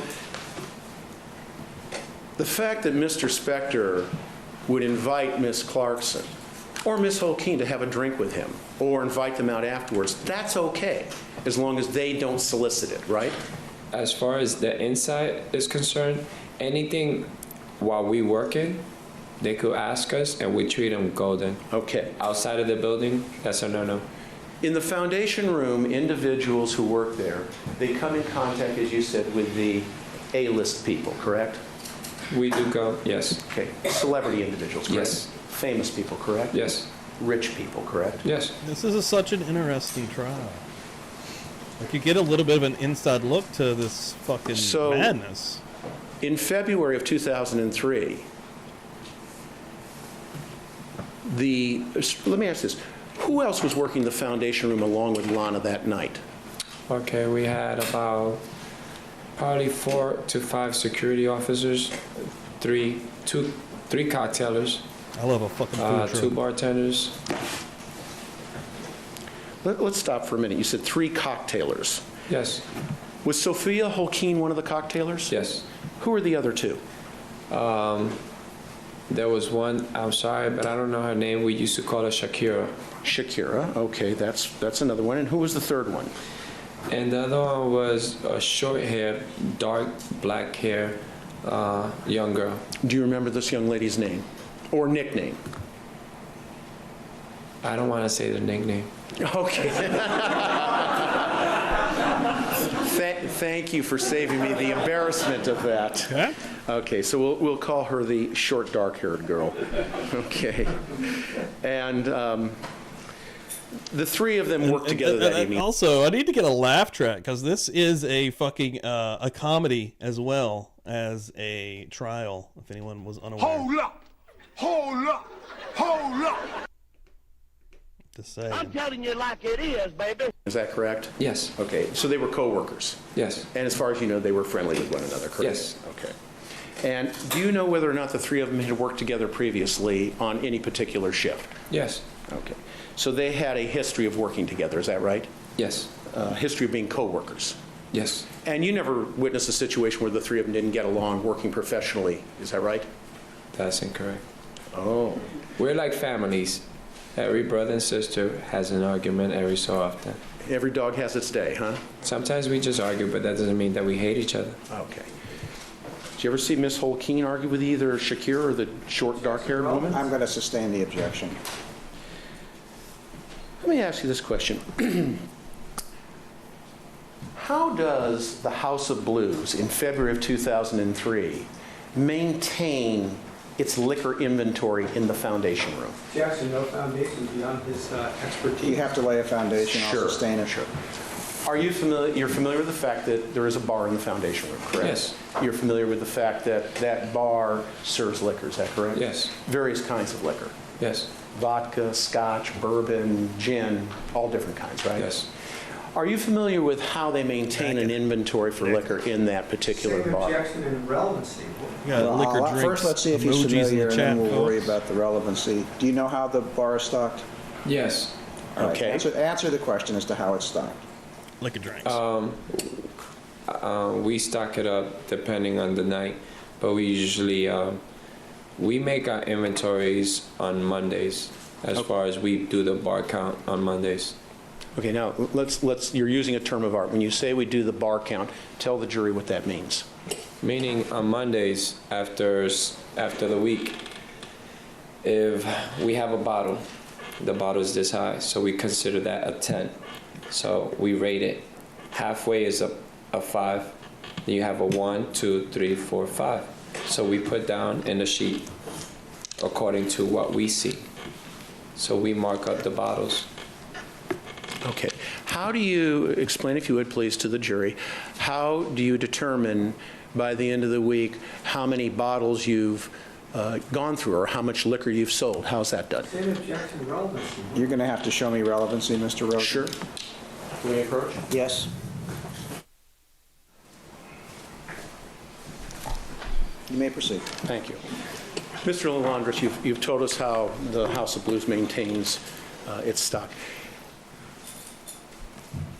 Is there a manner in which the House of Blues has in place a way to check whether or not I'm sorry. Is there a procedure, is there a regulation, is there some manner that exists at the House of Blues in February of 2003 to check and determine whether or not any bottles of liquor or alcohol are missing? Yes. Tell us about that. How do they do that? We have a sheet. The only people that have keys to the liquor room, to the liquor shack, which is downstairs, is managers. No supervisors, not even me that I was like an acting supervisor that day, has keys to the liquor shack. Only managers, Dobo, general managers have keys to the liquor shack. Managers and Dobos. Dobos are directors of venues of operation. Perfect. I'm glad that they shot to feel right as they're talking about the liquor. Huh? Do we have any Trailer Park Boys fans in here? Little Jim Leahy for anybody? Sober enough to know what I'm doing, and I'm drunk enough to really enjoy doing it. And that was what Shane was, a Dobo. Okay. In the bar in the foundation room, where is the alcohol, the actual liquor bottles? Okay. We have a liquor shack at the bottom of the entrance on the foundation room. That liquor shack supplies the club, which is on the first floor, all the bars on the club, the bar in the second floor, which is the restaurant, and the bar in the foundation room, which is on the third floor. In order to get that, you look at your bar. If you see that you have one vodka, one rum, one gin, and you know that you're gonna need 3 vodkas, 3 rums, and 3 gins for the night, you mark 2 vodkas, 2 gins, 2 rums. You give this sheet to the manager. The manager will look at it, will look at the bar and determine, okay, you do need that, you need that, you need that, you need that, and then goes downstairs. He then proceeds to go downstairs, picks the bottles, put it in a box, and brings it upstairs. In order for us to determine how many bottles is also there, they keep that sheet downstairs. They make a copy and take it upstairs to the manager's office. That sheet, the copy, is taken upstairs. The original is put in a little time sheet downstairs in the liquor shack. So that way on Monday, every bottle that was taken out during that whole week, whether it's Monday, Tuesday, Wednesday, Thursday, Friday, Saturday, Sunday, on Monday morning afternoon, there's another department, another group that is taking care of inventory, and they take all the sheets from all that, and they count all the alcohol here with the sheets there, and that's how they tally. As far as us during that night, we don't throw away our bottles. After we finish our liquor, beer bottles we do dispense because we count them by cases. But as far as alcohol, because we count them, we rate them as 10. When it's empty, we don't just throw it away. We put it on the side on the box. So at the end of the day, we know how many was taken out. So if we see a bottle of Grey Goose, a bottle of Kettle, it's 2 different vodkas, but we have to determine it. We see those bottles still there. Even if it's broken and by some reason we put it down and we break it, we still got to keep it there in that box so we don't throw it away. So at the end of the night, we tally off. Okay. When you say it's put in the box, it's a box behind the bar, is that correct? Yes. And the persons that have access to that box are not the patrons, the customers, or the members, but only the employees, like the bartender and the servers, correct? Yes, because as soon as we put the box there, and there's kind of like a couple of bottles there, if it's in our way, we have to keep our footwork clear. Yeah, so you get in and out. So the bar back, which is his job, he takes those boxes of bottles and puts it in our service station. Okay. Just one last question on this. Do you have any personal knowledge as to whether or not an inventory run was made that morning, that Monday, for the bar in the foundation room to determine whether or not a bottle of tequila was missing? Objection, hearsay. Based on this last answer, it's a different group that does this. Do you have any personal knowledge not based on what you were told? Would you have any way of knowing? The only thing that I know is that every Monday they do the inventories. As far as whether a bottle of tequila is missing or not, you don't personally know? No. Okay. Let me ask you this. You indicated that the young lady with the short blonde hair, you saw her leave, and it was your impression that she just didn't want to be in the room, she just wanted to go home. Is that correct? Yes. She appeared to be tired? No, not tired. Okay. But did want to go home? Yes. Okay. And one other area, as I understand it, you said that at some point Ms. Clarkson apologized to Mr. Spector, introduced herself and said, my name is Lana, and she and Mr. Spector shook hands. Is that correct? Yes. And that was very friendly, wasn't it? She was very respectful. It was nice, right? Yeah, she's always nice. And then she led Mr. Spector and his guest into the Buddha room. Is that No, right? she stood by the door. She just apologized, I introduced see you herself. getting in the Discord. And Hell Phil Spector yeah. just shook her hand and acknowledged it. Yeah, the and Discord's kept on walking. lighting up. And finally, you also More indicated combos at some breaking out. point Love to see it. earlier in that evening, you exchanged greetings with Mr. Spector. Is that correct? Oh, yes. And that was very friendly on your part and on his part, correct? Yes. Okay, you were pleased to see him, and it seemed to you that he was pleased to see you. Yes. Okay. Court's indulgence for a moment. All right.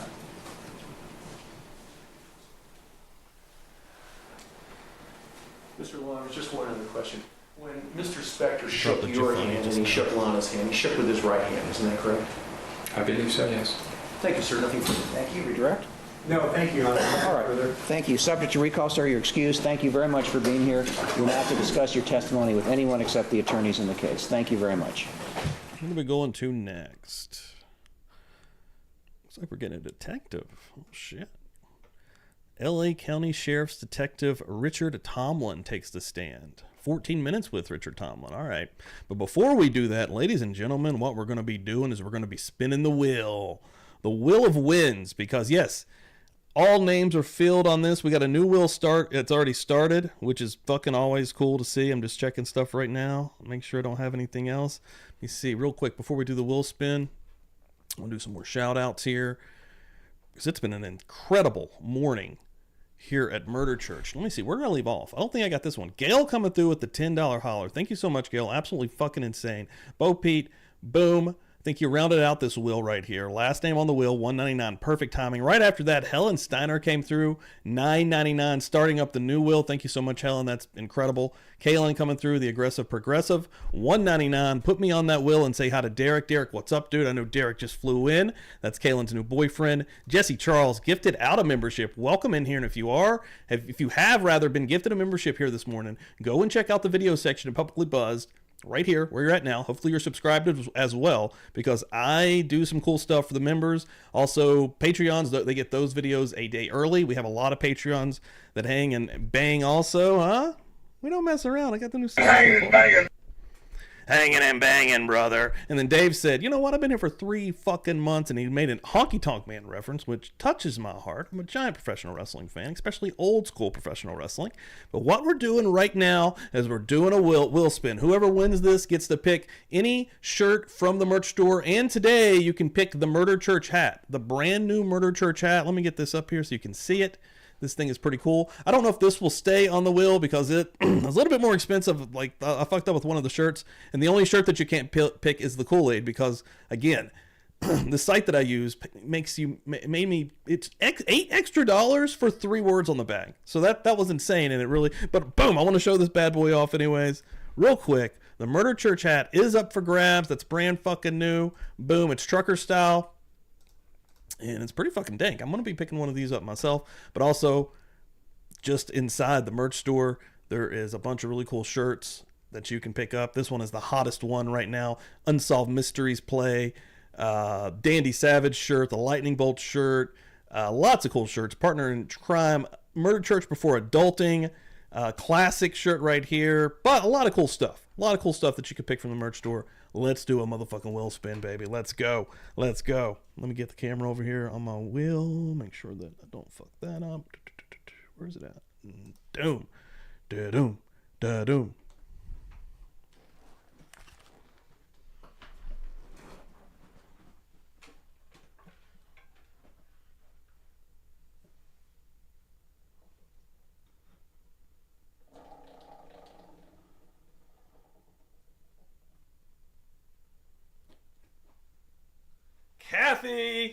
Kathy, baby. Catherine been coming through my Cash App, hitting me up directly. That's what I'm talking about. Just one. Pick out any shirt, Kathy, that you want from the merch store. And that son of a bitch is yours. Hell yes. Hell yes. That's awesome. And to get on that wheel, all you have to do is you can gift out a membership. You can give a donation. You can hit the Cash App, the Venmo, any kind of donations. Get you on that for a potential spot to win merch. We have tons of winners right now. I've been doing this for like 2-3 weeks. And right now winners are...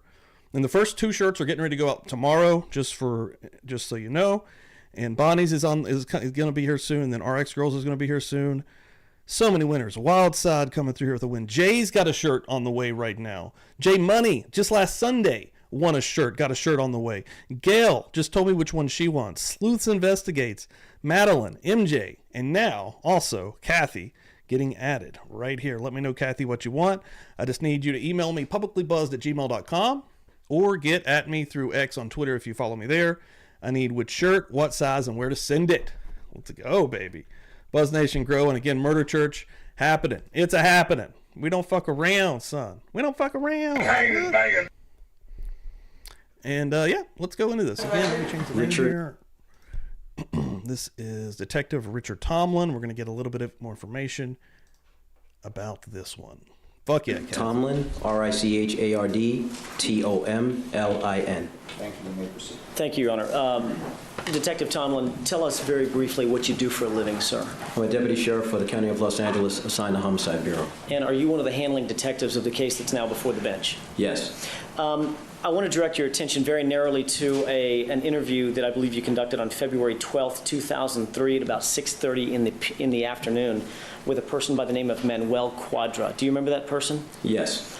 Did you introduce yourself as an investigator on this case? Yes, I did. Did you ask Mr. Quadra a series of questions concerning his memory about the events or some events that occurred very late night hours of February 2nd, 2003 to the early morning hours of February 3rd, 2003? Yes. Where did you meet with Mr. Quadra? The interview was conducted at Compton Sheriff Station. Yes, let's go to Nashville. Hell yeah. Nashville's a hot area too, man. Anybody's asking you what's going on, you just say, send them to Publicly Buzzed, baby. One of their offices. Did you ask him to join you there? Yes. And did he do so? Oh, we got Alan voluntarily? Jackson up here as well. Yes. Did you explain to Mr. Quadra that you wanted to find out what his memory of certain events were concerning the date and time that I just talked about? Yes. All right. Did you ask Mr. Quadra if he saw Mr. Philip Spector come into Dan Tana's on either the evening hours of February 2nd or the early morning hours of February 3rd, 2003? Yes, I did. What did Mr. Quadra explain to you at that time? Mr. Quadra said he recalls seeing Mr. Spector enter with a blonde... Your Honor, excuse me, I'm going to object. This is not the purpose for which it's offered at the bench. It's laying the foundation to get the purpose, and I'll allow it. So the objection is overruled. Thank you. Go ahead. He saw him enter with a blonde female approximately 12:30 to 12:45 on February 3rd, the early morning of February 3rd. I guess I should ask you, I think we probably all know this, but what did Mr. Quadra say his job was? He was a waiter, and he had been a waiter at Dan Tana's for approximately 4 years. Did you ask Mr. Quadra whether or not he saw where Philip Spector and his female companion were seated? Your Honor, I'm going to object again. It's not really the purpose for which it was offered. My ruling stands for the reason I'm allowing it. All right, you may proceed. Yes, he said he was placed at table number 4. All right. What did Mr. Quadra say his first comments to Mr. Spector were? He asked if he wanted anything to drink. What was Mr. Spector's reply, according to Mr. Quadra? That he wanted a Navy grog. Was the phrase Navy grog used by Mr. Quadra, or did you supply that phrase? Mr. Quadra told me that. If I was ever in the same bar as Alan Jackson, I would order the man a Navy grog. I'd be like, to you, sir. What did Mr. Quadra say? I'm sure he would get the reference. His response was to Mr. Spector when Mr. Spector ordered a, quote, Navy grog. I'm going to object on the basis of which this was offered. The objection is overruled. He said that he was not familiar with that drink and that he would go over to the bartender and ask him if he was familiar with it. Did Mr. Quadra say that he, in fact, did ask a bartender? Yes, he said he asked Craig Sucker, S-U-C-C-E-R. And did Mr. Quadra tell you what response he got from Mr. Sucker? Mr. Sucker also said that he was unfamiliar with that type of drink. Did Mr. Quadra tell you what he did, Mr. Quadra did, after this exchange with Craig Suker? Yes, at that point, Mr. Quadra said he went back into the kitchen. Imagine very few people, when you order a Navy grog, I'm going to go locally and order a Navy grog just to see, and I'm also going to have it ready to go, well, here's how you make it. Well, that would actually be incredibly douchey. I'm sure I could make it. I'm sure it probably would become a joke pretty quickly with me, but that would be hilarious. Be like, can I get a Navy grog? He asked Mr. Spector if he would like anything to eat. Mr. Spector ordered 2 chopped salads, and Mr. Quadra went into the kitchen area and prepared the salads. Can I just have a running objection? Yes, Because may. I think it's all being brought in, not for the purpose for which it was stated at the bench. First of all, I disagree to the majority of it, and if there's any part that doesn't qualify under that, it gives meaning and context to the part that certainly would qualify as inconsistent statements. The objection is overruled. May I continue? You may. Thank you. Detective, after Mr. Quadra indicated that did you say he made the chopped salads or he just went back to the kitchen? No, he said that he went back to the kitchen and personally prepared the salads. Did you ask Mr. Quadra whether or not he made any other contact with Mr. Spector at his table after making these chopped salads? Yes, after preparing the salads, he returned to the table to give it to him. Did you ask Mr. Quadra what, if anything, he noticed on Mr. Spector's Out here looking bored at his murder trial. table at that time? Yes, he said he noticed a blended yellow alcoholic beverage in front of Mr. Spector. Did Mr. Quadra describe this as an alcoholic beverage in his mind? Yes, he did. Did he say what kind of alcoholic beverage this was? He said he did not know what the drink was, but he knew it was an alcoholic beverage. Did you ask Mr. Quadra whether or not he noticed a second alcoholic beverage being served or being on the table of Mr. Spector during the course of the evening?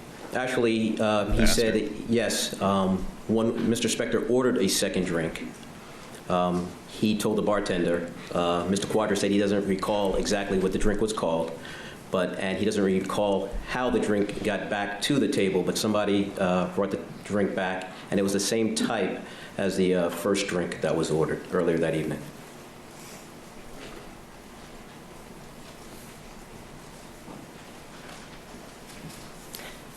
Did you ask Mr. Quadra whether or not he had seen Philip Spector ever drink alcohol in his presence, in Mr. Quadra's presence, in Dantana's previous to this night? Objection, that goes far beyond. I don't believe that question was asked of Mr. Quadra.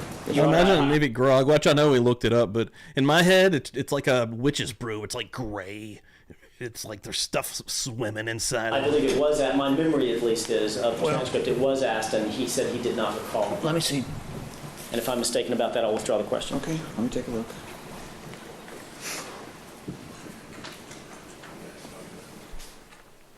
That would be limited to cross. Okay. It's like he's wearing the same suit here that he is in the picture that I've got. Cross by you? Different wig, though. Okay. Different wig. While I'm doing this, it'll take just a moment. The documents we were speaking about, found them. Counsel, you want to both take a look? These are the documents. Sure. Here you go. Yeah. You may.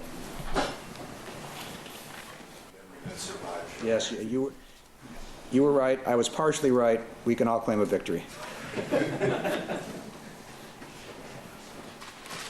You know what? In any event, rather than take the time, this witness, part of the cross-examination is going to be deferred, so we can take it up at a later time, and you can reopen I it. have no problem with that, Your Honor. All right. Basically, I'm finished with mine. Okay, thank you. Cross-examination. Thank you. Is there anything you wanted to ask? Yes, there is, Your Honor. Okay. Your Honor, I'm going to ask for an exception here. As the court knows, I don't have my materials with me. I know that. I do have it on the screen here on the laptop, so if I may be permitted to cross from here. Of course. Okay. Mr. Tomlin, you're one of the case agents in this case, is that correct? Yes. Rosin was 100% that kid in school when the teacher forgot to give you homework. He was like, "Oh, excuse me, I thought there was going to be homework, another assignment." You work at I don't know why I put a weird British. in tandem with Detective Lillienfield and Detective Fournier, is that correct? With Detective Fournier, yes. You've been assigned to this case since February 3 of 03, isn't that right? Yes. Over 4 years, correct? Yes. This has been on your caseload, right? Excuse me? It's been on your caseload, correct, sir? Yes. You've just told us about an interview that you had on February 12th at 6:30 p.m. at the Compton Sheriff Station in one of the rooms there, is that right? Yes. So this this interview that you conducted, it was conducted in a law enforcement building, correct? Yes. And that room that you spoke with Mr. Quadra, that is not open to the public, is it?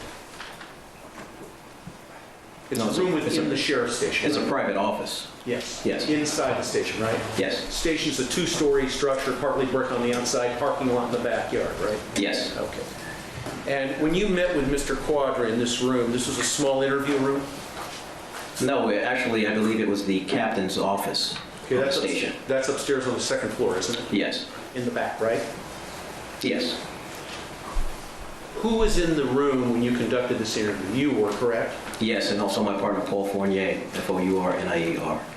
Okay, the two of you and Mr. Quadra, correct? Yes. Mr. Quadra, he didn't have a lawyer with him, did he? Objection, relevance. Yes. No.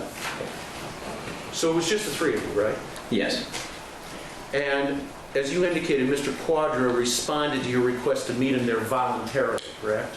Let me clarify. We discussed where he felt most comfortable. Sir, all I'm asking is, did he show up voluntarily? He has a right to explain his answer and how this took place. And he was given several options. He lived in that area. I cannot recall if we suggested it or he suggested it, but it was a mutual decision. Sir, all I'm asking is, did he show up voluntarily? That's all I'm asking. Yes. You didn't have a warrant for him, did you? Objection, relevance. And So this has become it's getting off track. Let me ask you this. You were in the police, in the sheriff's station. How long did you speak with Mr. Quadra? I would say approximately 30 minutes. And during that time, you tape recorded the entire conversation, didn't you? I don't believe I tape recorded this conversation now.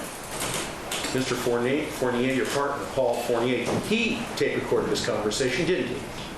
I don't believe this conversation was recorded. So it was an unrecorded conversation, is what you're telling us? The best of my recollection right now, yes, I'm saying it's That flower unrecorded. on my head right now. And it's May I have the court's indulgence for a moment, sir?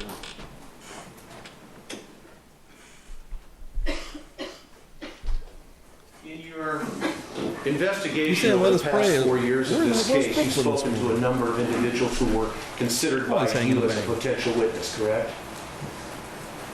Yes. Some of those you tape recorded, didn't you? Yes. oh my God, I could see that. Today I'm going to wear this Ted Bundy. And you're like, that looks nothing. It's the name of the wig. It's the name of the wig, pal. If the court will just indulge me to run through it, I may be able to avoid. I call this one Ed Gein. This one's Ed Gein. I don't know why. It feels like Ed Gein on my Having head. come back for this particular subject.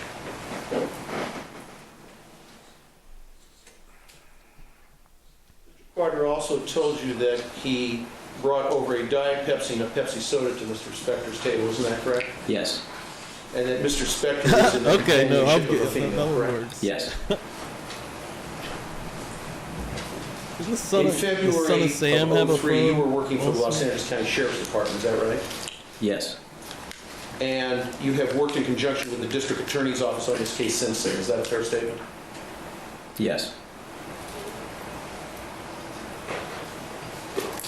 And he also told you that Mr. Spector was in very good spirits that night and was quite talkative, correct? Yes.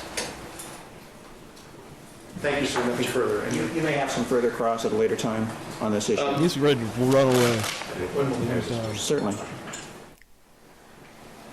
I think we're fine. All right, I will indicate I have found the disputed piece of testimony. It's contained on page 2713 from yesterday's transcript. It was asked on redirect, and the witness did indicate he didn't recall about prior alcoholic use. So I'll allow you to go into it if you wish. Can that one question? Can that be over my objection since I did not ask it on cross or recross? Yes. I don't believe that's the determining factor, but you're correct as to that.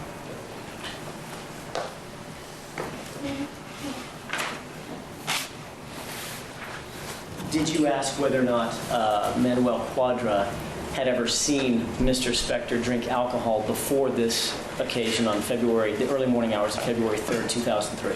Yes, I did. And what was his response? He said he had seen Mr. Spector approximately 30 times and had personally served him on 3 occasions, and never had he ever seen him drink alcohol before that night. And I have one more question. This is just for cross-examination. I'm sorry, for redirect examination based on cross. Did you take notes of your interview? Yes, I did. Did you write a report? Yes, I did. Did you review those notes and report before coming to court today? Yes, I did. Okay, thank you. That's all I have. Recross? I'm going to need a moment here. That's fine. Yep.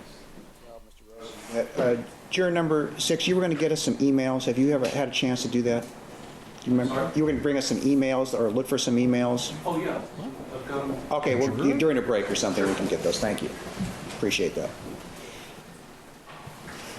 Mr. Tomlin, Mr. Quadra told you that he did not serve Mr. Spector the alcoholic beverages that you've described as a blended yellow-colored alcoholic beverage, correct? Correct.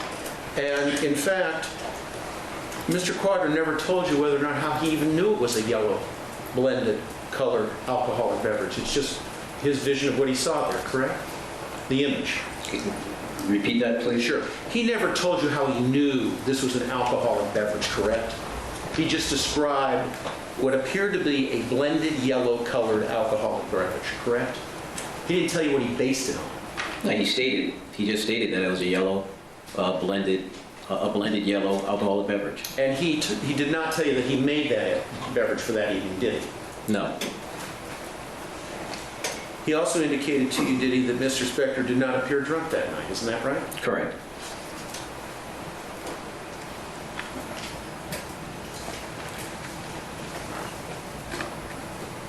He also told you he didn't take the order for those drinks, isn't that right? I believe he told me the second one he did take the order, and that's when he said that, not the first one. The first one? The first one, no, he did not take the order. Okay. He told you that he took the order for the second one? Yes. Where in your report does it say that he told you that he took the order for the second one? It doesn't indicate that. It's not in your report, is it? No. And it's not on tape because there is no tape, right? Correct.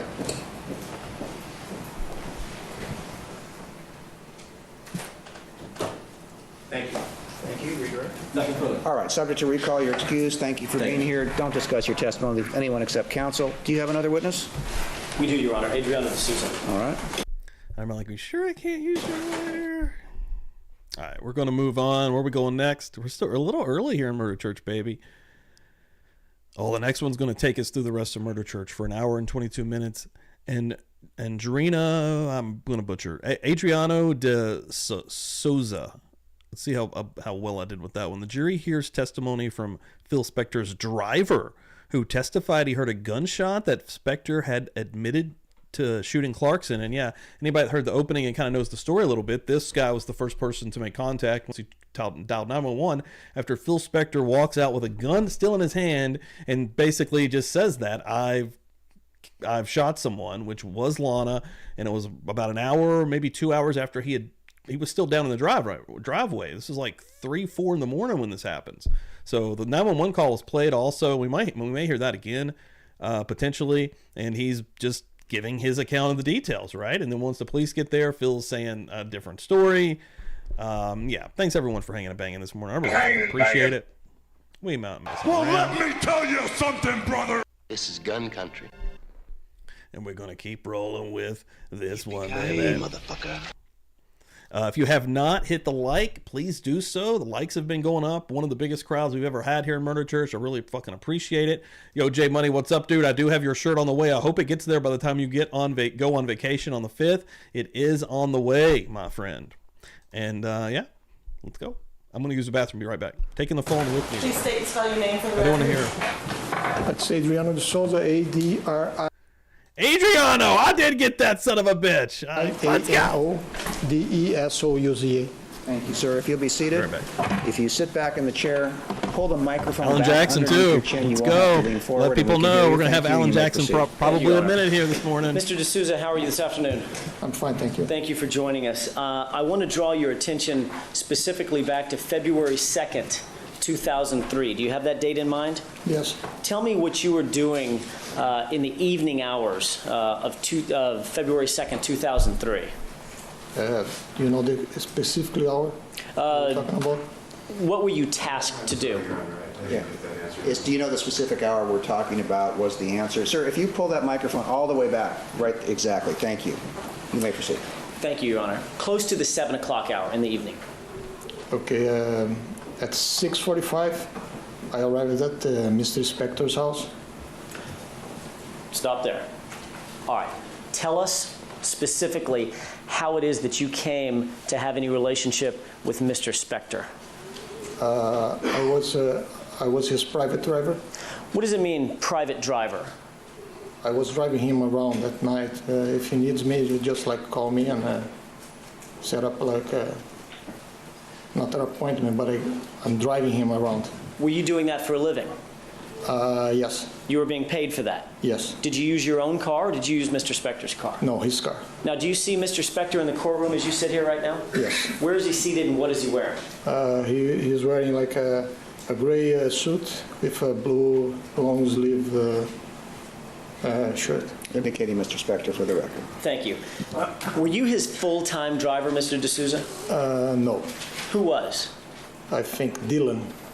Is that Dylan Keene? I mean, I don't know his last name. You just knew him as Dylan? Yes. How did you know Dylan? At that time, I was working the grill on the alley. I was valet parking. How long had you been working at the grill as a valet parker? Probably 2 years. 2 years, and we're talking about up to the time of February 2003? Yes. Okay. Did you meet Dylan through your employment at the grill on the alley? Yes.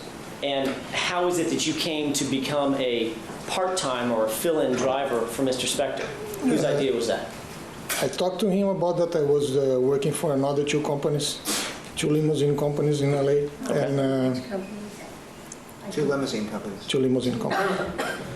And when I was talking to him, he told me that he needs somebody to cover him. And did you in fact agree to cover for him when he couldn't drive for Mr. Spector?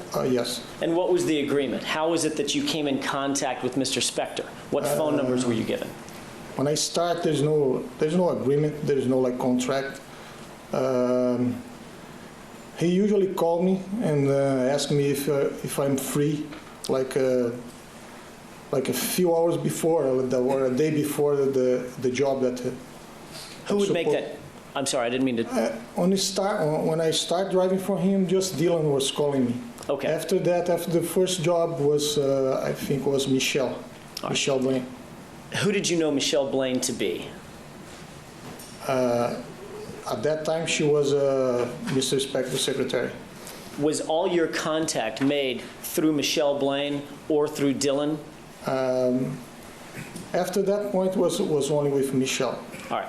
So in other words, when you first started driving for Mr. Spector the first couple of times, Dylan called you? Yeah, I talked to Dylan and Michelle. Then after that, Michelle began making the phone calls? Yes. Did Mr. Spector, Philip Spector himself, ever pick up the phone and call you? No. So your contact with Spector in driving him was always made through another person, either Dylan or Michelle? Yes. How many times on February 2nd, coming up to February 2nd, 2003, how many times would you say you had driven for Mr. Spector in total? Around 13 times, 14 times. And this is over what period of time, Mr. D'Souza? Could you repeat the question? This is over what period of time? These 13 or 14 trips or driving jobs, over what period of time? I think it started in November or December 2002. 2002? Yeah. Okay. So for 3.5, 4 months? Yes. All right. Who called you on for the job on February 2nd, 2003? Michelle called me. When did Michelle call you? She called me around probably 3 or 4 o'clock in the afternoon. I'm not sure about the time. Around 4 o'clock. And what did she say? She asked me if I'm free to drive Mr. Spector at night. And were you free? At that time I was not free, but I made arrangements to be free. Why did you make arrangements? Because I was... Overruled. You may answer. I was working the grill at that time, at that night. Okay. And I asked my boss to get like a day off. And did your boss okay that? Oh, yes. Did you make more money driving for Phil Spector than you did at the grill as a valet parker? Yes. How much did Mr. Spector pay you to drive for him? I had to start $30 an hour. And you utilized his car? Yeah, I use his car. When you'd fill up the tank, would you utilize his credit card or use his account? Yes, there is a credit card inside the car. All right. And so you would be responsible for, or would you be responsible for filling up the tank and maintaining the car when you were in the course of driving it? Yes. But that was all attributable to Mr. Spector's money, not your own, correct? Yes, All right. correct. Did Michelle tell you on this particular night how long you'd be needed for? No. Did you have any idea going into February 2nd, 2003, generally how long Mr. Spector liked you to drive for him when he went out at night? Between 5 and 10 hours. I didn't know at that time how many hours. And that was normal? Yes. Approximately what time did you arrive at Mr. Spector's house? 6:45 p.m. And so can we have the, let's do one thing. Just a second, Your Honor. I'm trying to figure out the smoothest way to walk through this. Let's give the overview. Yeah, exactly.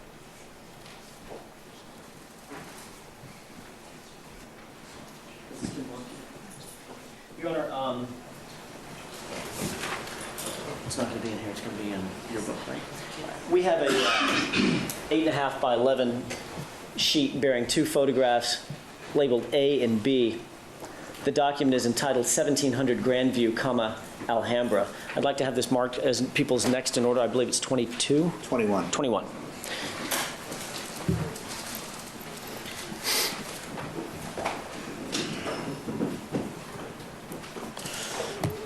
Take a look, Mr. D'Souza. You may have to strain your eyes a little bit for photograph A, but on People's 21 photograph B, can you tell what's depicted in that photograph? What's pictured there?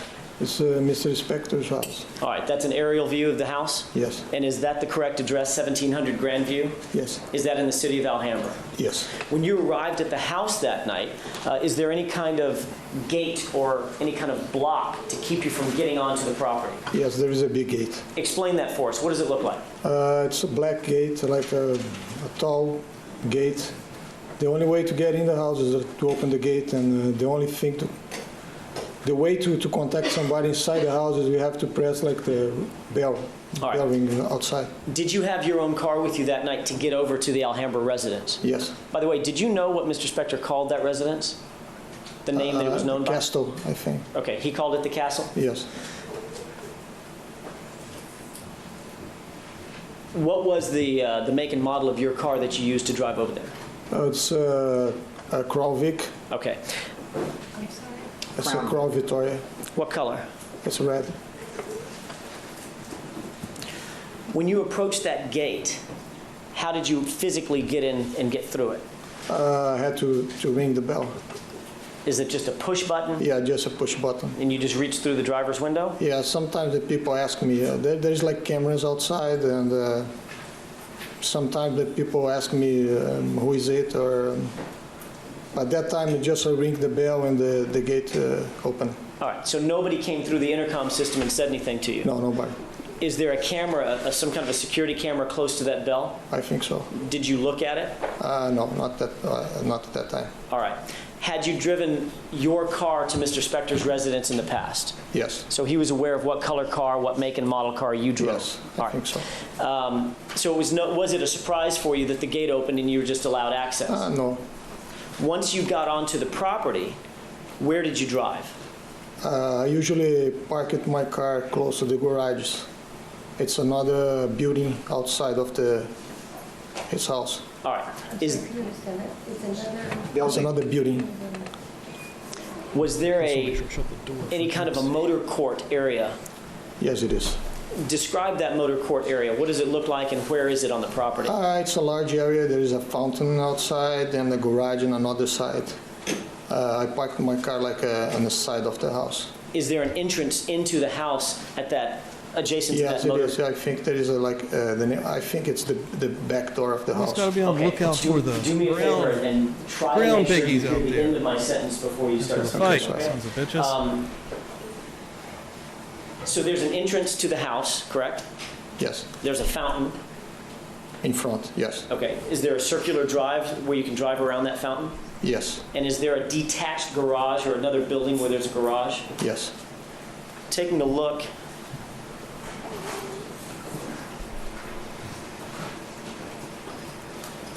Taking a look at, this is people's 21, photograph B as in boy, it's just an enlargement. Taking a look at this bottom area down here, does that appear to be the garage area? Castle? Yes. Is this portion where I'm pointing to the middle of the photograph appear to be the main house, the main complex? Yes. Although it's somewhat covered by trees, does this area appear to be the motor court where the fountain is? Yes. Okay. When you drove up to the location, where did you park your car, the red car that you were I driving? park in the side of the house. And the photograph is in the south. In the south of the house. Okay. Is it this area down here? Yes. Okay, so that's where your car was parked, somewhere down in the south portion of the house? Yes. All right. Once you got out of your car, what happened next? What did you do? I went to the garage. Why'd you go to the garage? Mr. Spector secretary told me on the phone that I had to get the car in the garage. It's a new car. Now, what kind of car did you normally drive, Mr. Spector? Cyber Sleuth Steph, new name. What's up? Welcome in here. Welcome to Murder Church, baby. What color? It's white. All right. How many folks do you know passing what through model here? that Rolls You have Royce not is? hit that like. 64, I'm not hit sure. that thing. 1964. Yes. So a Tickle it. classic old Rolls. Yes. Did you know what kind of car to look for on this particular occasion? Yes. Given the fact that you said it was a new car, according to Michelle. Yes. What were you supposed to look for? It's a Mercedes, a black Mercedes. So, take a look at, Your Honor, I'd like to mark as people's next in order. 22. Thank you. This is another 8.5 by 11. And I'm putting it on the overhead as well. It's an 8.5 by 11 sheet of paper with bearing 3 photographs, photograph A, photograph B, and photograph C.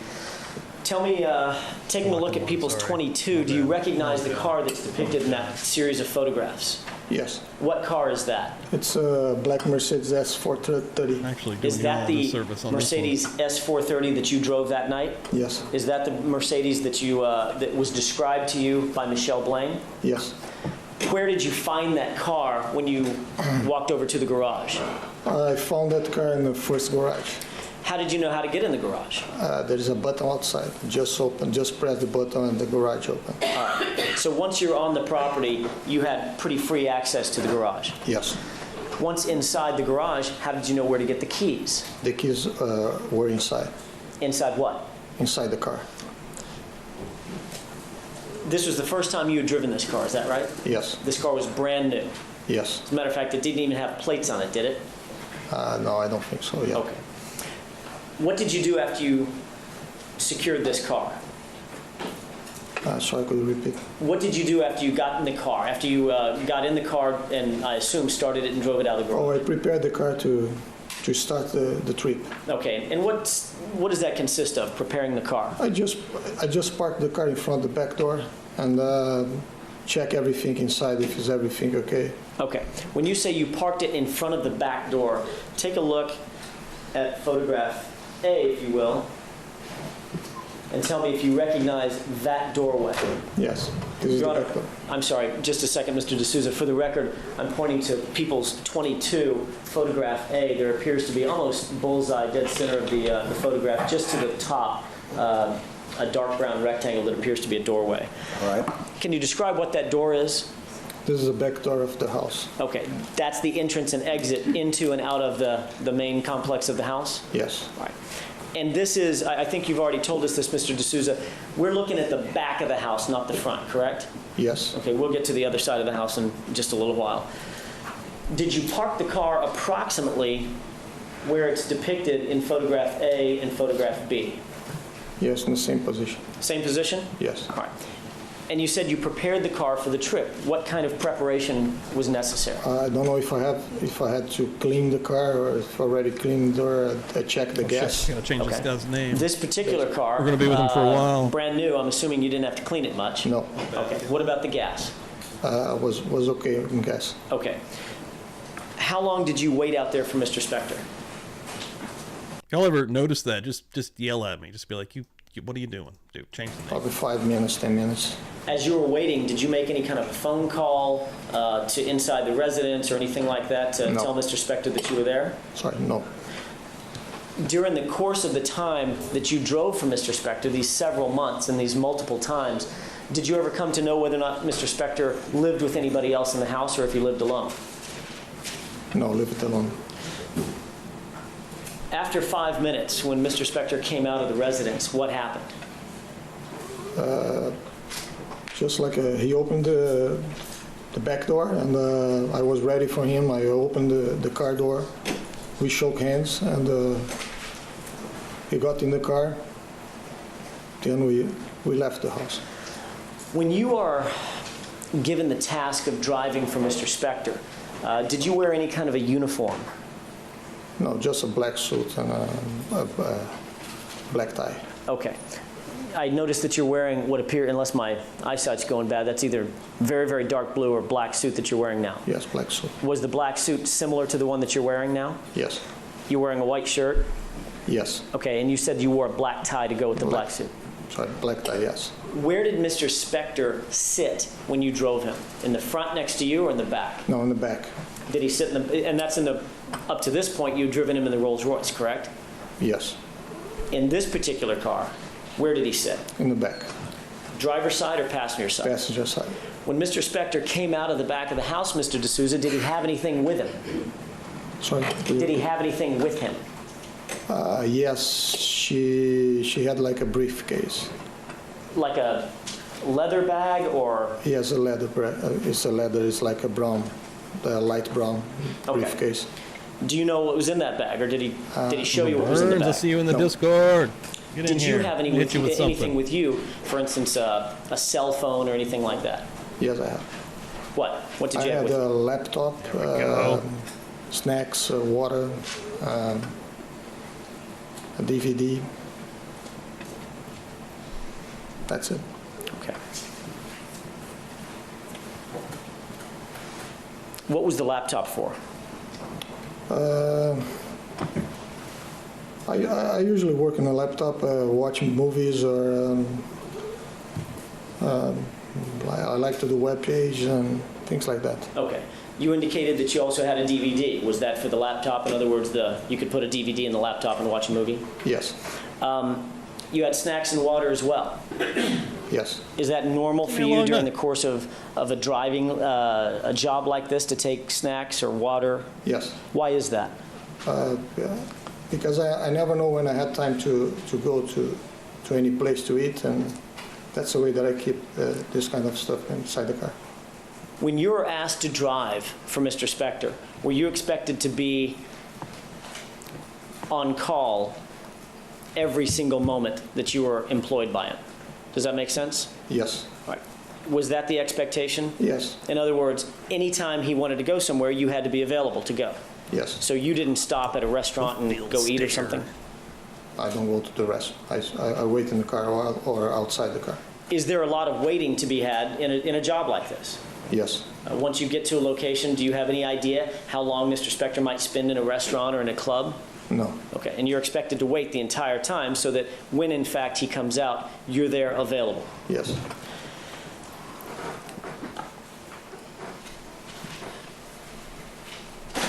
Do you remember when Mr. Spector came out of that back door that you've described for the jurors in photograph A on People's 22, what he was wearing? Yes. What was he wearing? It was black pants, black shirt, and like a kind of white or beige suit. When you say suit, do you mean suit jacket? Yes, suit jacket. All right. Beige, meaning light colored, white, cream? Yes. But black pants? Yes. Do you remember what color shirt he was wearing? Black. All right.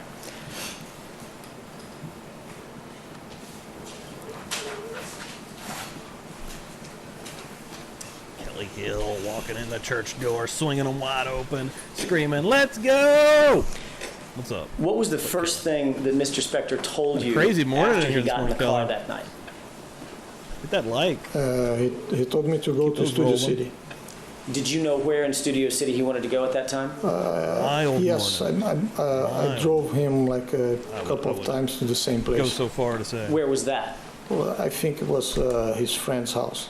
Do you remember the friend's name? I think it's Romy. Okay. I'm not sure. You think it's Rami? Yes. Describe this friend. I'm not good with describe people, but it's like a... Male or female? Let me help you out. It's a female. It's like I think it's a blonde hair. Okay. Older than you or younger than you? Older. All right. I don't want you to give me the address, but generally speaking, where did you go to meet Mr. Spector's friend, Romy? I can tell the streets or freeways. No. I don't want to know exact streets. I don't want to know cross streets. I want to maintain a little bit of privacy for everybody in the case. I just want to know generally the area of the city. Was it in Studio City per se? Yes. Okay. Did you in fact go over to a residence in Studio City? Yes. All right. And what happened once you were at the residence? I parked the car. I opened the door for him. He got out the car and he went inside the house. Is it normal for you, Mr. D'Souza, during a job like this, when you arrive at a location, will you step out of the car, go to the back, and open the door for Mr. Spector and any guests he may have? Yes, normal. That's part of the job as a private driver? Yes. Sort of full limousine service? Yes. All right. Once inside the house, well, let me ask you this. I'm going to show you a map. Again, don't give me any specific addresses, but I want to see if you recognize the general areas that are depicted on this map. Now, I believe this is People 9 for identification. You may or may not have seen. Have you seen this map before, Mr. D'Souza? Yes. Okay, take it just a second and familiarize yourself with what's on the map. Let me give you about 30 seconds so you can familiarize yourself, and then I'll ask you a question. 30 seconds? You got a time limit on me, bud?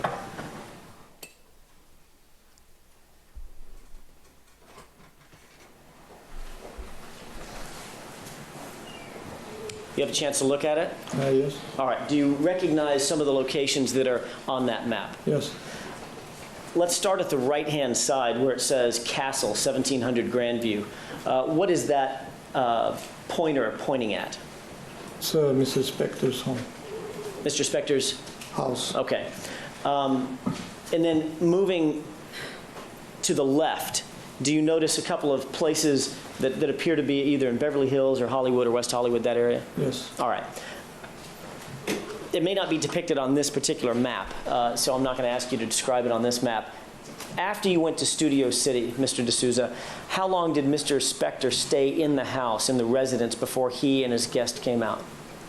Probably 5 minutes. Once he and his guest today, Defense Attorney Meow. I'm blown away this morning. Thanks, everyone. Seriously. I hope everybody hangs out. We've had a lot of new followers. Also, yeah, man, it's been cool. We're about 200 folks now from 10,000. 10K up in he came out. How long, I'm sorry, what did Mr. Spector tell you he wanted to do? He told me to spread that the word. He wants to go to the grill in the alley. All right. You were obviously familiar with the grill on the alley? Yes. Did you drive him to that location? Yes. And how long do you estimate it took to get to the grill?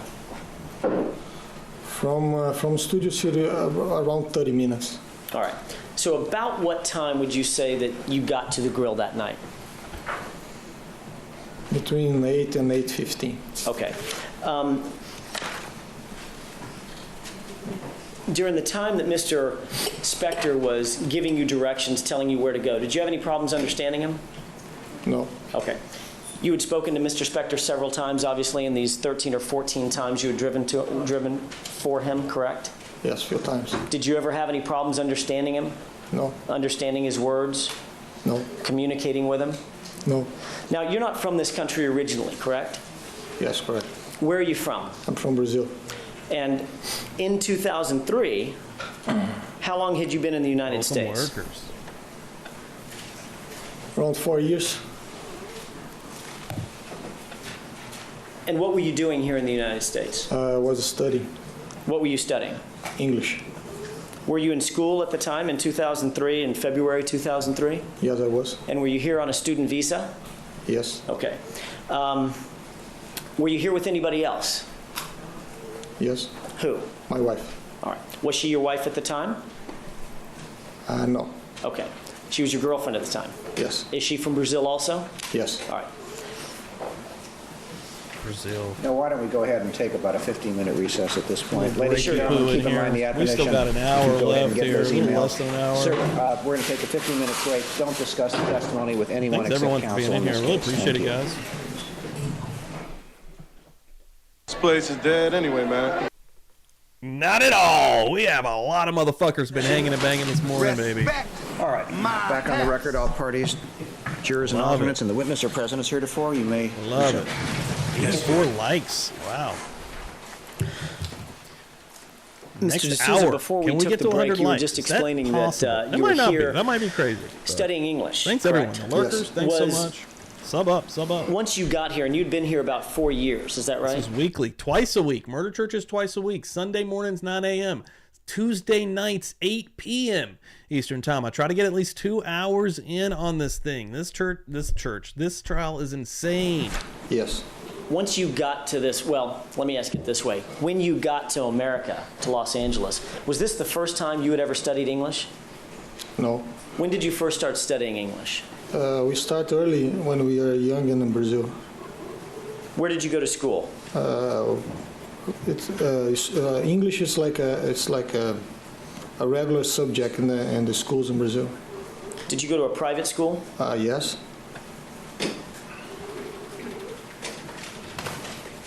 Did you graduate from high school? Yes. Did you go to university? Yes. What did you study at university? Computer science. Did you get a degree? Yes. What kind of degree? It's a bachelor degree in computer science. Bachelor degree in computer science. Did you study English in university? Yes. Why? Overruled. Go ahead. Because all languages that we have to study are in English. Describe that. In other words, in computer science, do you write programs in particular computer language? Yes. COBOL? Yes. C language? Yes. C++? Yes. Are all of those written in English? Yes. After university, did you do any military time? During the school, yeah. During school? Yes. How long were you in the military? Around 9 years. What was your highest rank achieved? First lieutenant. That's an officer, correct? Yes. Now, is anybody that isn't in the Discord, Shiraz just put the craziest little story in the Murder Church section. Holy shit. During the time that you were in the military, did you continue to study English? Yes. Through what means? I was planning to come here. Were you tutored? Sorry? Were you tutored? Did you have a private teacher? Yes. For how long? Around 1 year and a half. And what year was that? Or what years were those? 97, 98. And Yeah, 97, 98. And when did you get to this country? Sorry? When did you get to this country? 1999.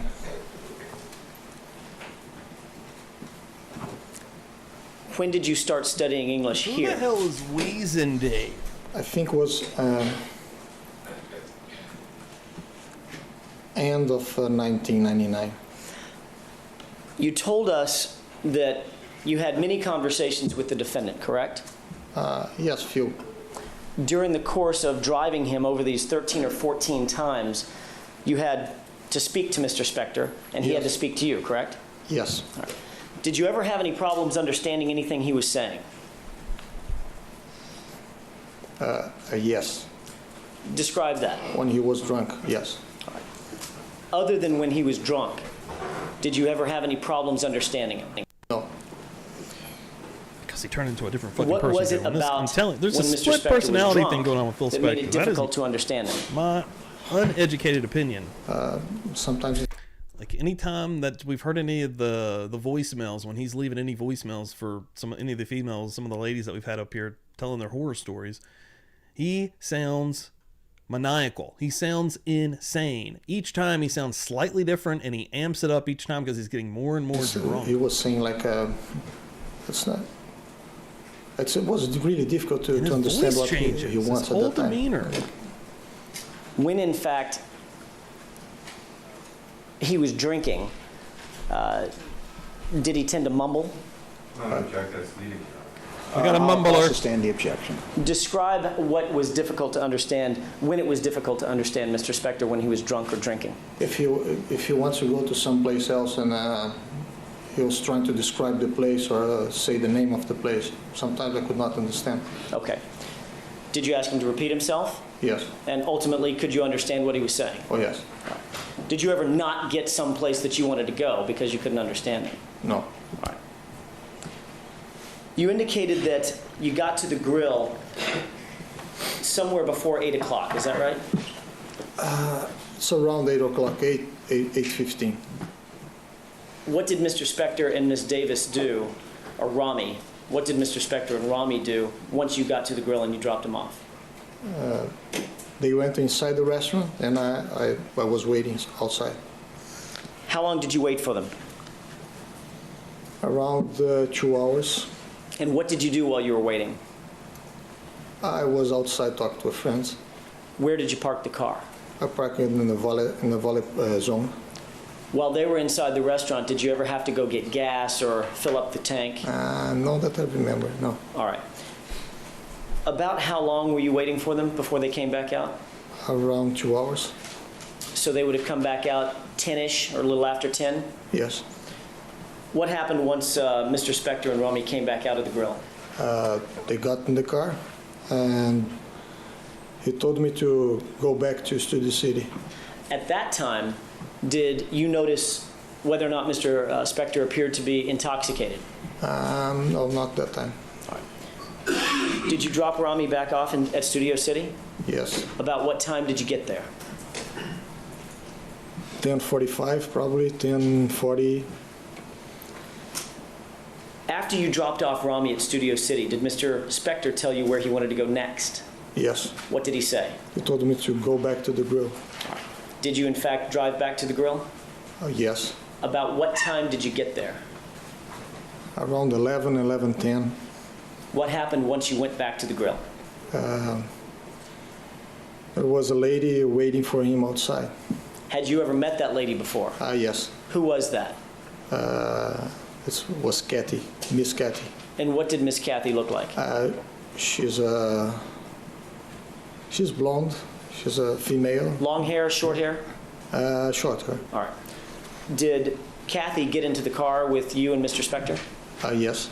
And what happened after that?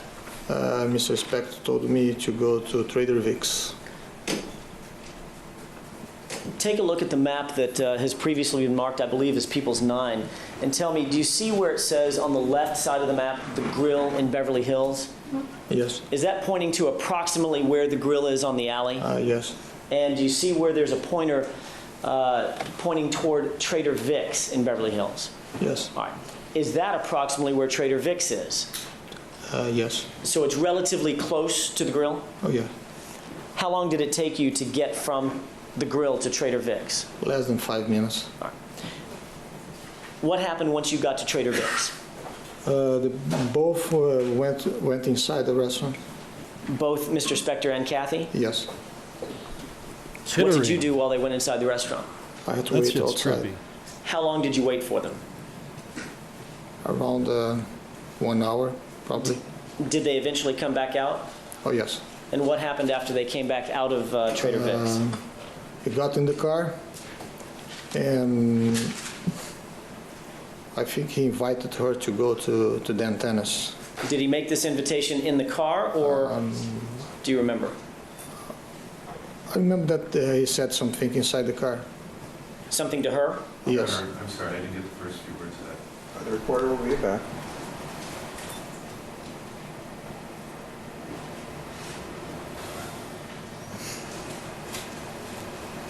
I remember that he said something inside the car.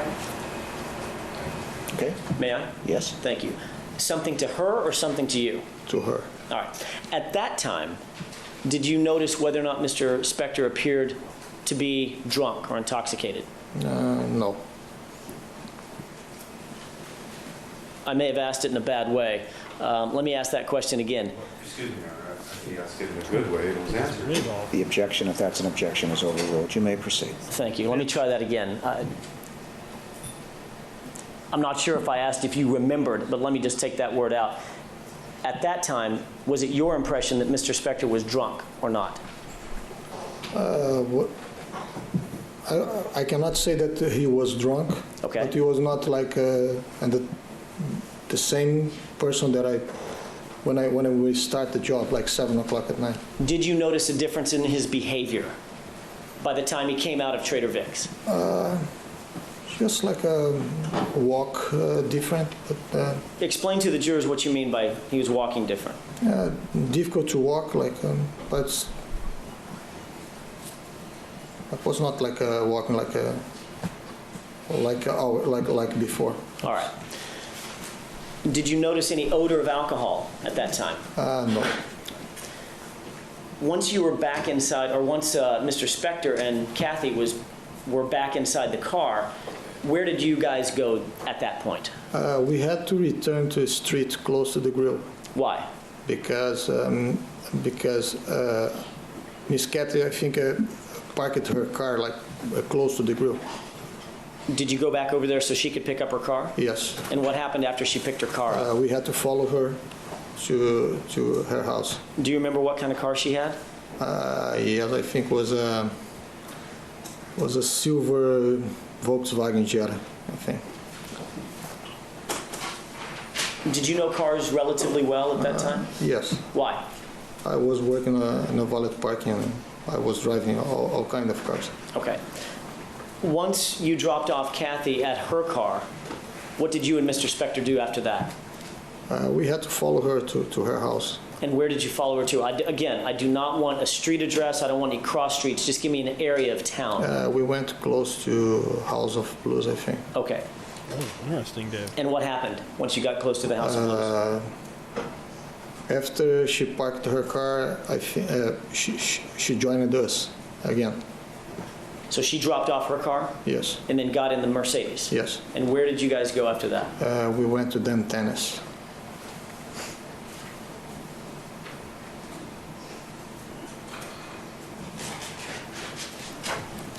I think I see the joke originally there, Bob. Take a look on the It map went over and my tell head. I me went if back you up and reread see it. where the words Dantanas in West Hollywood is. Yes. Is that pointing to approximately where that restaurant is located? Yes. How long did it take you, after leaving Trader Vic's, how long did it take you, Mr. D'Souza, to drop the car off close to House of Blues and then make your way back over to Dantanas?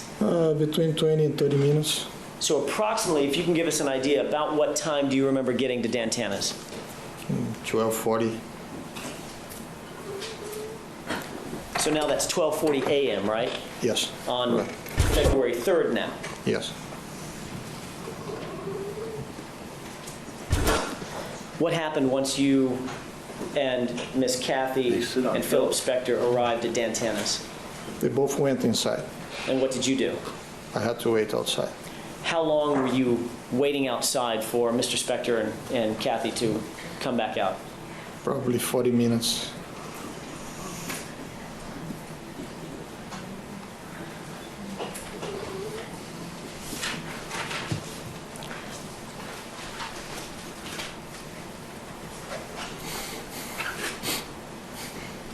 Before, I'm going to take you back just a second to when Philip Spector and Kathy came out of Trader Vic's and she sat in the back of the car.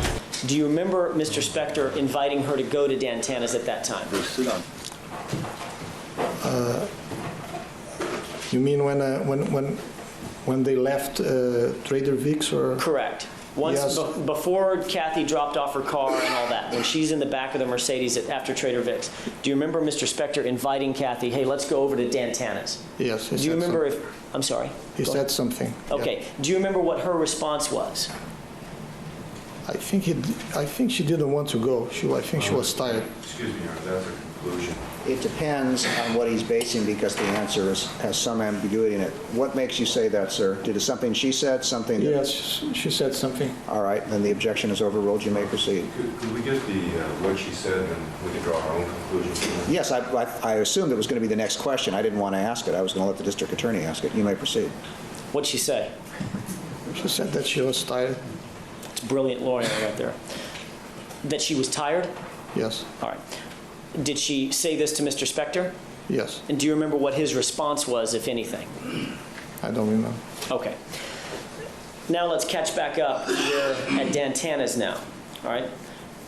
When Mr. Spector and Kathy came out of Dantana's, you said about 40 minutes had passed, correct? Yes. What, if anything, happened once you saw Mr. Spector and Kathy Sullivan come out of Dantana's? Yeah, there were like two guys outside of the antennas, and one of those guys told something to Mr. Spector. All right, I'm going to slow you down for just a second. You said that you waited about 40 minutes or so while Mr. Spector and Kathy were inside, correct? Yes. Where were you parked during this time? Almost in front of the door of the restaurant. Were you seated inside the car, or were you waiting outside the car? At that time, I was inside. When Mr. Spector came out of the restaurant with Kathy, did you step out of the car? Oh, yes. Did you notice anything about Mr. Spector at that time? Yes. What? Like I said, he was a little bit different, and after the guys... Have you heard about the... Excuse me, it's no longer responsive. All right. You may ask your next question. Thank you. Once you noticed that Mr. Spector was a little bit different, did you notice any interaction, anything happened between him and anybody else standing outside? Yes. What happened? Like I said, there were two guys outside, and one of the guys told something to him, and he didn't like it. Do you know what was said by this person? Did you hear that? What makes you think that Mr. Spector didn't like it? Because I opened his door, and he got stuck in the door, and he was looking to this guy, and he looks like upset. When you say he got stuck in the door, what do you mean? He was like just stopped at the door. He didn't want to get in the car. Okay, and he was like looking for this guy. All right. You opened the back door, correct? Yes. And instead of stepping into the back seat, Mr. Spector just stood there? Yes. And who is he looking at? He was looking for this guy at the door of the antennas. Had an incredible day here. And how close was Mr. Spector standing to this guy? Around. Had an incredible morning here at the church. We're not fucking around this morning. 20, 30 feet. All right. I'm not sure. So if you and I are, if you're Mr. Spector and I'm this other person, can you put me someplace in the courtroom that would be about the same distance away? Going to be the computer. This computer, I'm not sure. About 11 feet. Yeah, 11. Did Mr. Spector appear to be staring at this person? Could you repeat that? Sure. Did he appear to be looking at the other guy? Oh, yes. Describe the look on his face. He was mad. He was completely mad. He was upset, for sure. Did he say anything to the guy? No. Just looked at him? Yes.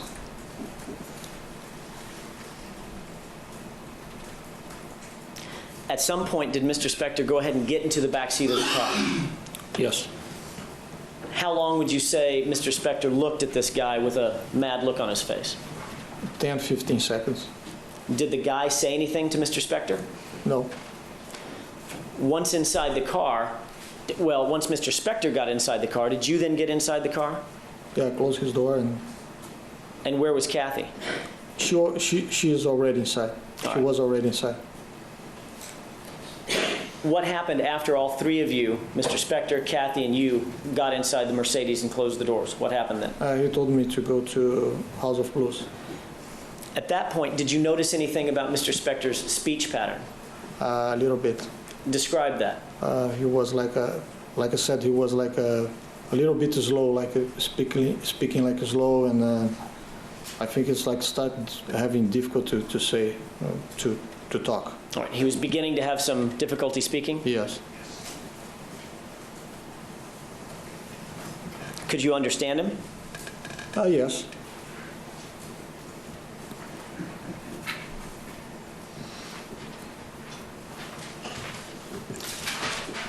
He told you to go to the House of Blues. Yes. And you see where the pointer is pointing to House of Blues in West Hollywood? Yes. Is that approximately where the House of Blues is? Yes. All right. How long did it take you to get from Dantana's to the House of Blues? I was really fast. It was probably 10 minutes, 5 minutes.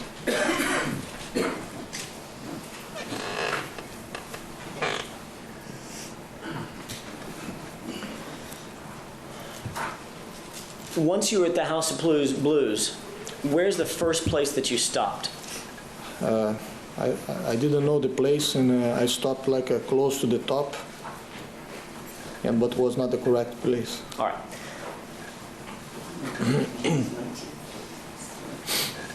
Your Honor, if I may, I believe it's People's 19 bears 5 video clips. I'd like to play one of those video welcome in clips. here. Good morning. Happy afternoon. Good afternoon. Take a look, if Happy you will. afternoon. This is a relatively short video clip. I don't know if you've ever seen this or not. When we play after it's done, I'll ask you a couple of This questions mix about it. daddy and baby together. That's the coffee. Hanging and banging, baby. Here was around this film show. Get out of here.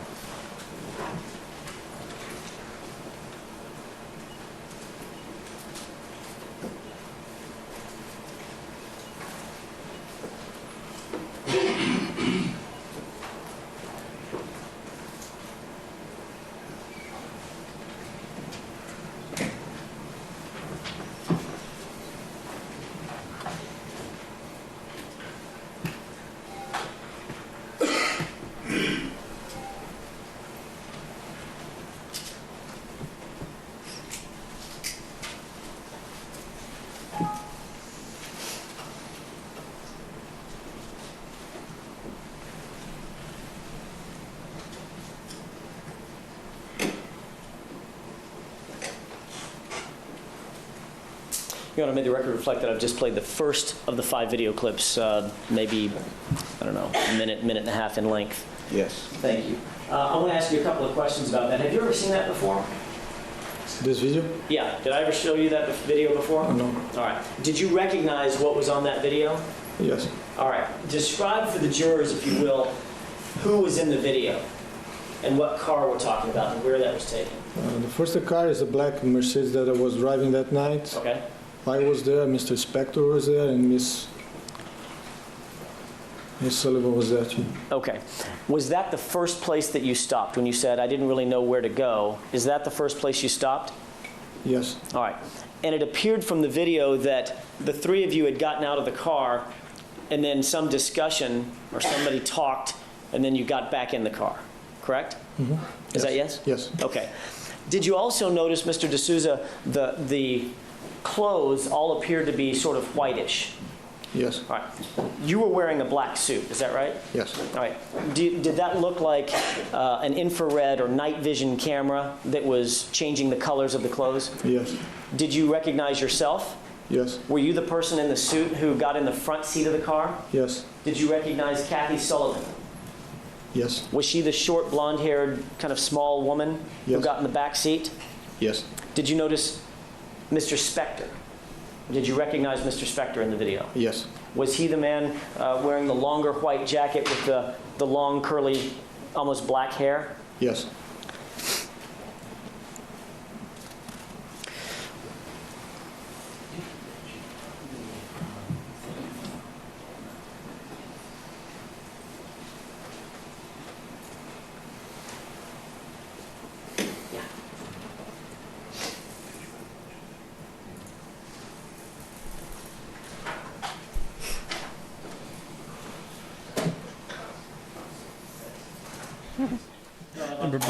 Marcus, People's next in order, what appears to be Can I get a lighter? People's 23, I guess. It is. What appears to be a booking photo. If you ain't got a beer, I'll People's take 23. one of those also. Hell, it's 12 o'clock. Let's go. Sunday. Shit. Take a look, if you will, at what's been marked as People's 23. That is a little bit skewed. May I approach the witness for the You may. actual photo? Thank you. Counsel? take a look at this photo and tell me if you 89 recognize the likes, person depicted 11 in that from photo. 100. I thought that was a Did that pretty approximate far how out Mr. there Spector's feat, hair but looked it's that night when getting you more took him out? likely. Yes. Let's go. Is that Oh, approximately God, how he's Mr. right Spector behind me, looked, isn't he? on the video as well, even though it's kind of a poor quality? Yes. Creepy bastard. 23? Okay, Sudi, we can take that off. He's like, damn, I look good up there. It's a good mullet day. Good mullet wig. Go with my skullet. After stopping the car the first time, Mr. D'Souza, and realizing that you were at the wrong entrance, where did you go? We went to the second entrance, down to the ramp. When you say down to the ramp, describe for the jurors, those of us who are not familiar with it, how you got down there. It's just like a driveway going down, and there's like a He probably is scary. couple of people outside Even the better. parking of the. Yeah, Amber, spread the good House word, Blues. spread the Is it a gospel, steep if you will. driveway? Yes. And is it curved to the left? Yes. And once you get down toward the bottom, does there appear to be kind of a valet parking area? Yes. Is that where you finally drop them off? Yes. Did you see Mr. Spector and Miss Sullivan get out of the car? Yes. And what did you see them do once they got out of the car? They went inside. What did you do? Oh, I tried to park the car like close to the door. And what happened when you tried to park the car close to the door? It was a little bit difficult. There's like some trucks trying to unload some drinks, things like that. And then I found a place to park. Finally, I found a place to park. How far away did you find a place to That's park? really close. When you say pretty close? Now it's like 30 feet, 30 feet from the door. Okay. How long did you wait out in the car before you saw someone else come out and approach you?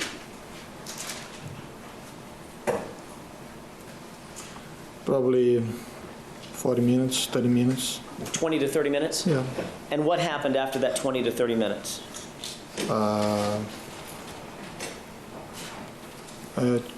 Miss Sullivan Yes. and Miss Clarkson, they came out. You said Miss Clarkson. Let me ask you a couple of questions. Taking a look at People's 14 for identification. Do you recognize the person in that photo? Yes. Who is that? Miss Clarkson. All right, that's the person you're referring to as Miss Clarkson. According to Rosin, it's a giant. It's a giant Gonzalez over here. Andre the Giant is directly behind me. Why does he keep going back to that she was so imposing and large and big? I mean, first of all, Phil Spector's a fucking small man. All right, let's just get it straight out the gate here. Clarkson, let me ask you a couple of questions about that, Mr. D'Souza. At that point Small in your little life, in 2003, had that you the fuck ever you met Lana Clarkson before? No. Was this the first time you ever saw her? Yes. What happened when Miss Clarkson came out of the House of Blues with Miss Sullivan? She introduced herself. How did she, tell me about that. How did she introduce herself? What did she say? Like we shook hands, and she said like, "I'm Lana Clarkson. I work in a House of Blues. Mrs. Spector told me to tell you to give a ride to Miss Sullivan and return." Do you have any problems understanding her instructions? No. Did she seem nice? Oh yes. Polite? Yes. Professional? Yes.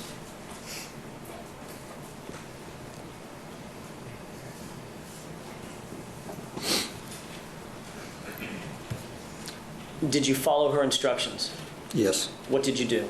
I went to Miss Sullivan's house. I dropped her there, and I returned to the House of Blues. How long did it take you to get from the House of He Blues had a over to gun. Miss Sullivan's house and back to the House of Blues? Probably less than 10 minutes, 10 minutes. I wish she around was 10 found in minutes. that chair. I'd Did imagine you he have any backed her right up conversation into with that Miss chair. Sullivan when you The dropped gun her in her off on the way face, over to maybe her even in her house? fucking mouth. Kind of. Do you have any? You knew her from the grill, correct? Yes. Okay. Was she friendly to you? Yes. Did you have any problems understanding her? No. Did you two have a conversation? Yes, but nothing important. Like, because Just normal I asked greetings. her if God, it she, talks. she like would have to work in the next day, something like that. And what'd she say? Yes, I'm tired, things like that. She said she was tired? Yeah. All right. After you got back to the House of Blues, how long did you, well, let me ask you this before we get there. When Miss Sullivan appeared in the back of the car after the House of Blues, did she appear drunk to you, intoxicated? No. Did you smell any odor of alcohol coming from her? No. She appeared sober? Yes.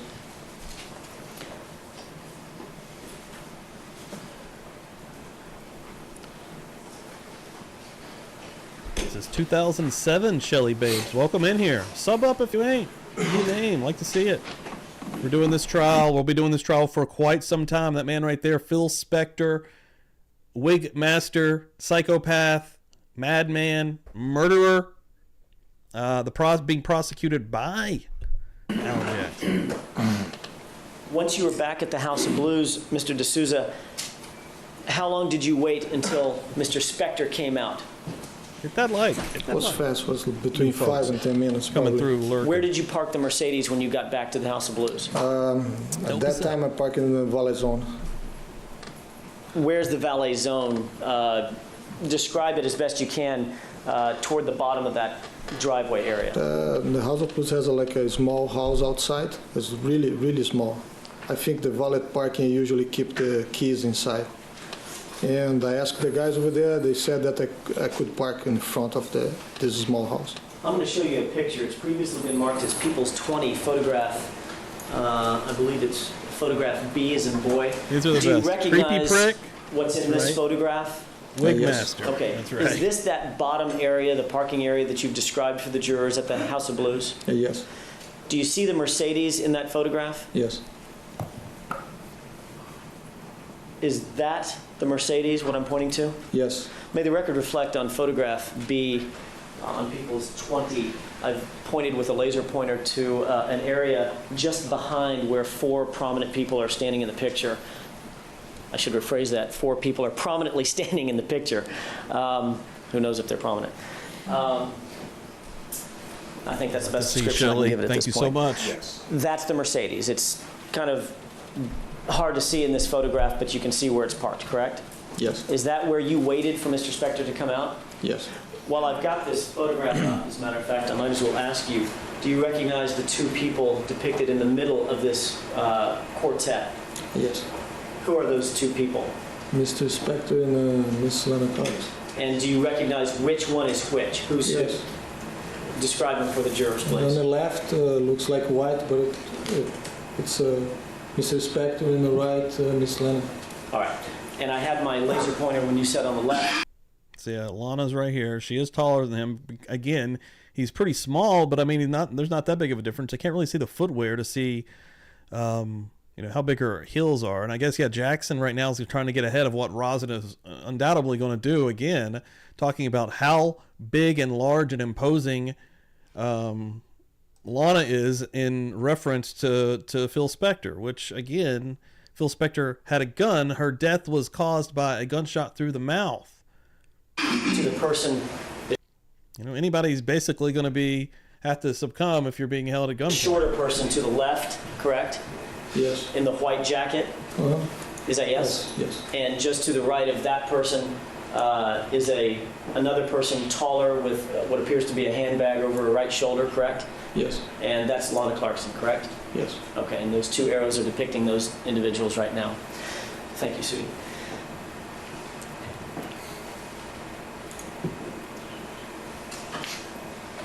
Were you waiting outside the car, Mr. D'Souza, when Philip Spector came out of House of Blues?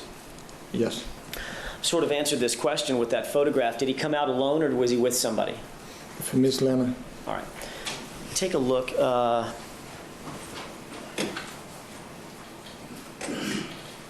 Take a look at the following video clip. It runs for just a couple of seconds, or maybe a little bit more than a minute. Actually, it runs for 2 minutes and 23 seconds, it looks like.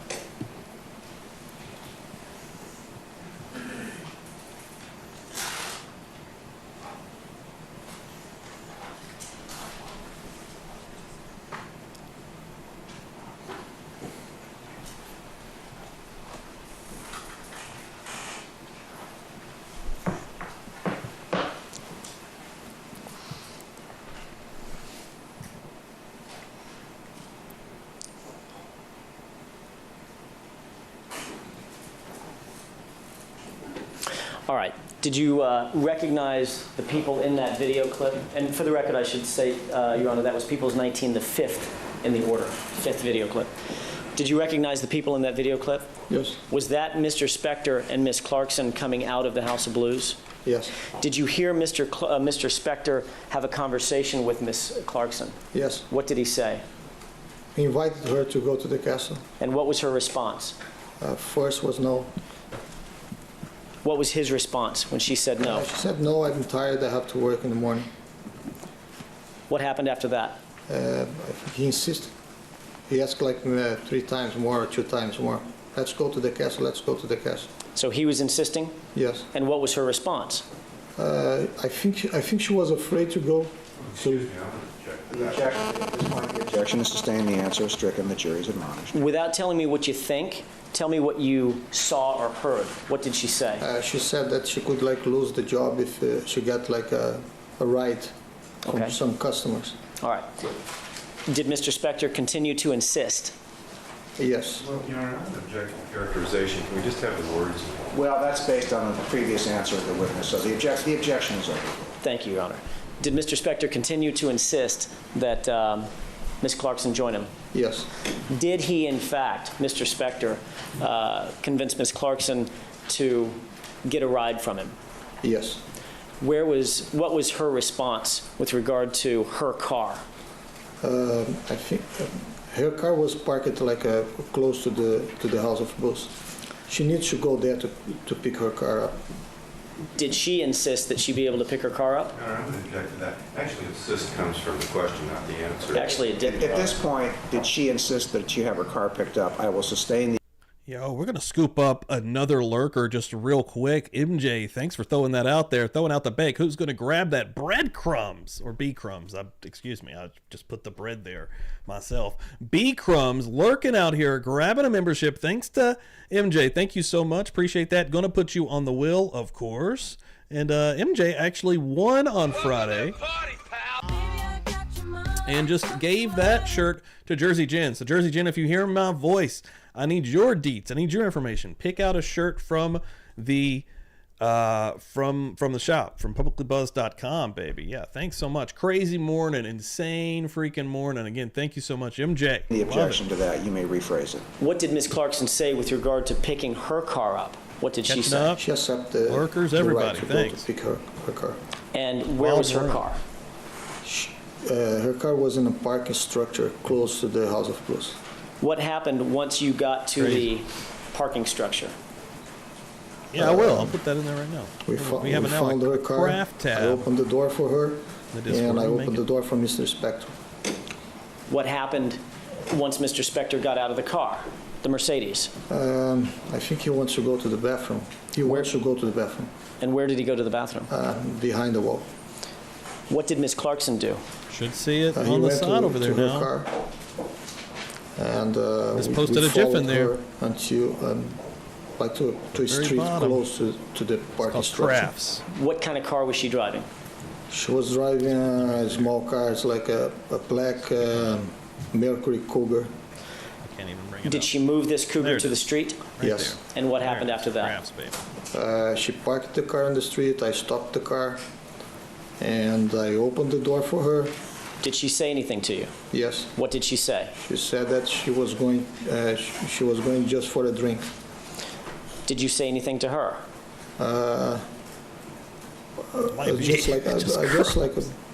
Say yes, okay. And did Mr. Spector say anything when she said, "I'm going for just one drink"? Yes. Or just a drink? Is that what you said? Yes. All right. What did Mr. That's Spector say? amazing, MJ. I was talking about it Friday, or maybe it was this morning. Whatever's going. I think I was talking about with Dan. This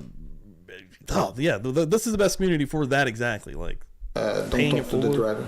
Crazy. How did he say that? He screamed. Kindest people. Screamed it? Yes.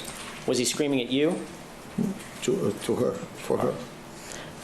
Did you notice anything about Mr. Spector at that time concerning whether or not he was drunk or sober? Yes. What did you notice? He is smelling alcohol. I'm sorry? He was smelling alcohol. He was smelling of alcohol? Yes. Did he appear to be drunk? Yes. Was he walking any differently? Yes. I'm object to suggesting something. Overruled. The question, was he walking any differently, can be answered yes or no. It is not overly leading in my mind. The objection is overruled. You may answer. Go ahead and answer. Yes. Okay.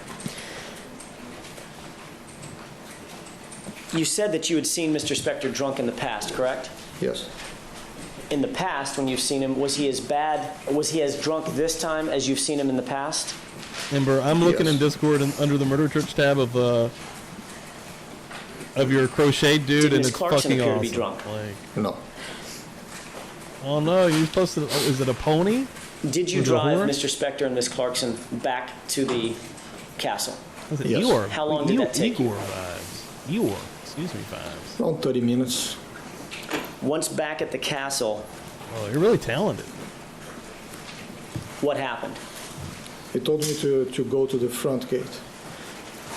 Is that... Your Honor, I have another exhibit that I'd like to have marked as people's next in order. I believe it's 24. 24, thank you. And it appears to bear 4 photographs. I want to direct your attention on people's 24 to the bottom left photograph, well, actually the top left photograph, photograph A. Sorry, Sudi. Yeah, I'm sorry. Can you see, there you go. Can you see the black Mercedes that's in photograph A? Yes. What is this area showing? Front gate of the house. All right. Is that the same gate that you pushed the button to be let in? Yes. Is that the same gate that you took Miss Clarkson and Mr. Spector to when you arrived at the castle? Yes. Take a look at photograph C.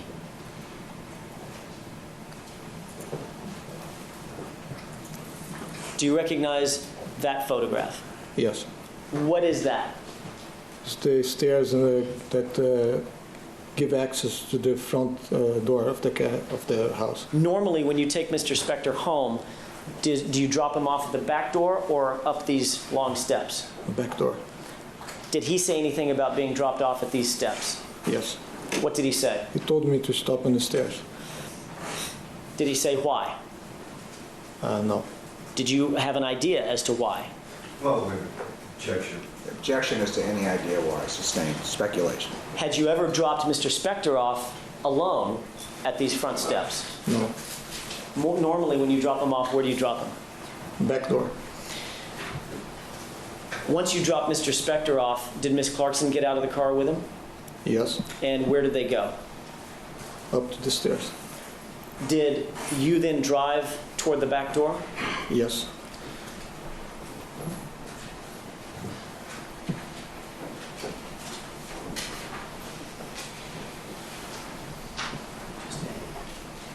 I'd like to have marked as people's next in order 25, a 8.5 by 11 bearing 5 photographs A through E. So marked.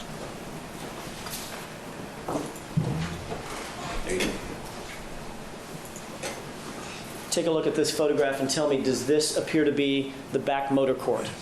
Yes. Did you drive to this location approximately after you dropped Miss Clarkson and Philip Spector off? Yes. Where did you park the car? In the same place that I parked when I start the job at 7 o'clock. Excuse me, could we get a designation as to which phone this is? Yeah. This is photograph. 25, the one that gets No, marked? it's 25, but is it D or? Photograph A is an apple. Let's say, okay. Sorry about that. Is that approximately this location where the laser pointer is? Yes. May the record reflect I've pointed to the bottom of what appears to be the tallest part of the building, or the tallest part of the white portion of the building, just to the left of the fountain. Yes.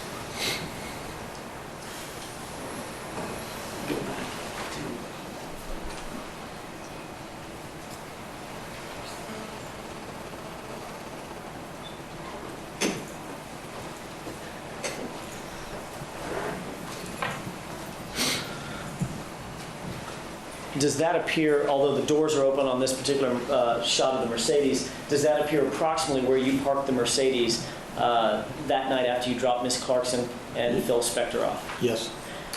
Could we get the identification of the Sorry. I put myself this up. is previously marked as People's 22. Photograph C is in Charlie.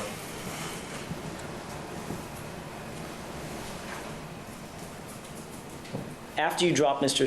Spector and Miss Clarkson off, What happened? When was the next time you saw Mr. Spector? Around like 10 minutes later. What did he do? He opened the back door of the house, and I got out of the car, and absolutely, he didn't say anything. So what happened? Then I tried to give to him everything that he left inside the car. Which was what? It was a briefcase. The same briefcase that he came out with? The same briefcase and a portable DVD. All right. Were there also some cell phones? Yes. What did you do with those cell phones? I found a cell phone and a magnifying lens. I just dropped inside the bag. All right. So did you basically clean up the back seat area? Yes. Is that normal for you? Yes. After Mr. Spector stepped outside, did you hand him that valise or that briefcase? Yeah, the first time I tried to give to him, he said, The I don't last want one that. you posted, And when Ember? I was returned Holy to the car, fuck. he asked me for the briefcase. How far away were you standing from Mr. Spector during this conversation? I'm in love with I that was one. really close. Was I love the colors. from here to the flower. Indicating about 3 to 4 feet. Thank you, Your Honor. Ultimately, did you give Mr. Spector that valise? Yes. How did you give it to him? Did you place it inside the house, or did you give it to him? Yes. I gave to him, I think, the DVD, and I placed the wallet in the chair. May I approach briefly? You may. For demonstrative purposes. Assuming that I'm about the distance between yourself and Mr. Spector, how far did you have to go to get to that back door? Closer than I am, or the same distance? We got 12 minutes left. I stepped like I think I went inside the house like 2 steps and I gave to him the DVD and I dropped the bag inside the house. So you had the bag in your hand? Yes. And you stepped 2 or 3 steps inside the back door and dropped the bag? Yes. Did you put it in a chair? Did you put it on In the a floor? chair. And attached to that bag were cell phones that had been left in the back of the car? Yes.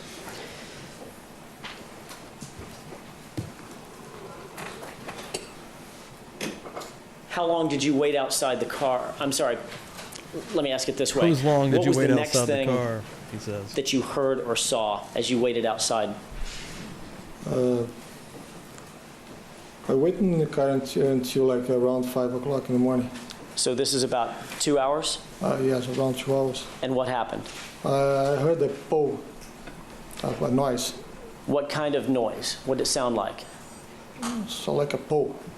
Like a, you're saying po, like Po. what we might say pow? Pow. Okay. Marking that down, Jim. Did that startle you? Yes, I opened the door. Open the door of the Mercedes? Yes. Were you inside the Mercedes? Yes. Was the radio on? Yes. Was the pow sound that you heard loud enough to hear over the radio? Oh, I could hear like clear. Yo, Kelly, thanks for Clearly? hanging this morning. I really appreciate it. What did you do when you heard this sound? Have a great Sunday. I opened the door and I tried to find where the noise came from. And what did you what was the first thing you thought? There is like an air conditioner outside. There is like a fountain outside. Could be like the air conditioner. Could be anything. Like there could be like the trees. There are a lot of trees outside. When you got out of the Mercedes, what did you do? Did I get? Could be a lot of trees outside. A lot of trees? Yes. When you got out of the Mercedes, what did you do, Mr. D'Souza? I tried to find where the noise come from. Where did you go? I went like close to the fountain, just like check a little bit fast and returned inside the car. Did you see anything unusual when you stepped out of the car? No. Did you ultimately get back in the car? Yes. What happened after you stepped back into the Mercedes? Wait like for a minute probably, and Mr. Spector opened the door. Open the back door? Yes. Sudi?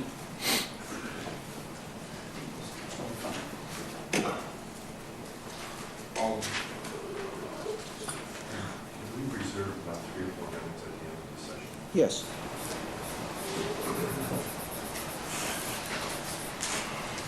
I'm showing what's been previously marked as People's 25. There's 5 photographs. Do you see that back door in photograph B, C, D, and E? Yes. Is that the back door you're talking about, Mr. Spector stepping out of? Yes. What happened when you saw Mr. Spector come out of that back door? I got out of the car and he was at the door At that time, he had a gun in his hand. What kind of gun? It's a revolver.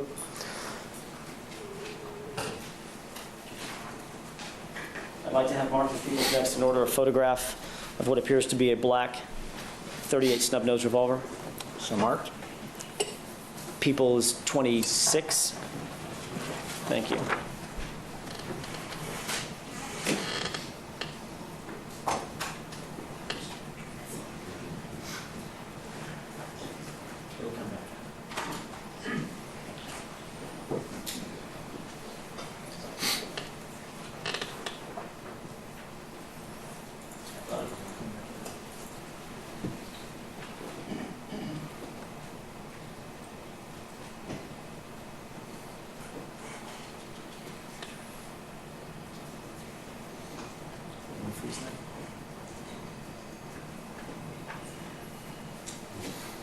May I approach briefly? You may. Take a look at what's been marked as Peoples 26. Do you recognize what's depicted in that photograph? Yes. Does that look like the gun that was in Mr. Spector's hand? Yes. Which hand was it in? Right hand. And how was he holding it, Mr. D'Souza? Close to his body. Could you stand and show the jurors exactly how Mr. Spector was holding that gun? Yes, like that. May the record reflect the witness has stood up. He has his right elbow bent at almost a 90-degree angle with his right index finger extended in the shape of a barrel, general shape of a barrel, basically in front of his belt buckle. Yes. Thank you. And it's pointed to his left. Correct. Mr. D'Souza, when you saw Mr. Spector step outside with this gun in his zoom hand, in there. approximately how far were you from him? And if you could place me in the courtroom that same distance, please. Just tell me where to stand. Over here. That's it. Right here? Yes. 4 to 5 feet. Thank you, Your Honor. Maybe 6 feet. Thank you. Did you get a clear look at the gun? Yes. Do you know the difference between a revolver and a semi-automatic handgun? Yes. How do you know that difference? I was working with the guns in the Army. You were in the Army for, you said, close to 9 years, correct? Yes. Was the gun black? Yes. Did it have a different colored handle? Yes. What color was the handle? Brown. Did you see anything at that time on Mr. Spector's hand? Yes. Describe that for the jurors, please. I saw a little bit of blood. Where was that blood? And point to it on your hand where you saw blood on his Was in hand. this finger on the top. May the record reflect the witness is indicating his extended right index finger right along the top side of it, I guess. Yes. Thank you. When Mr. Spector stepped outside with the gun in his hand, were you already outside the Mercedes? He opened the door. As soon as I saw him opening the door, I got out of the car. Were you standing face to face with him? Yes. And you already Nightmare indicated you were night on about the where job. I was from you, correct? Yes. Could you see him clearly? Yes. Did Mr. Spector say anything to you? Yes. What did he say? He said, "I think I killed somebody." Was he directing this comment to you? Yes. When he said, "I think I killed somebody," what did you say then? What happened, sir? And what, if anything, did Mr. Spector do when you said, What "What if happened?" anything? He moved his shoulders up. While he watched this Show the trial jurors before he what you're started, he's talking like, about I'm when going you to use say he that moved his shoulders every up. time. May the record reflect that the witness has shrugged and his eyebrows went up. Yes. Thank you. Did you attempt to see past Mr. Spector into the house? Yes. What, if anything, did you see? I saw saw the legs of the lady.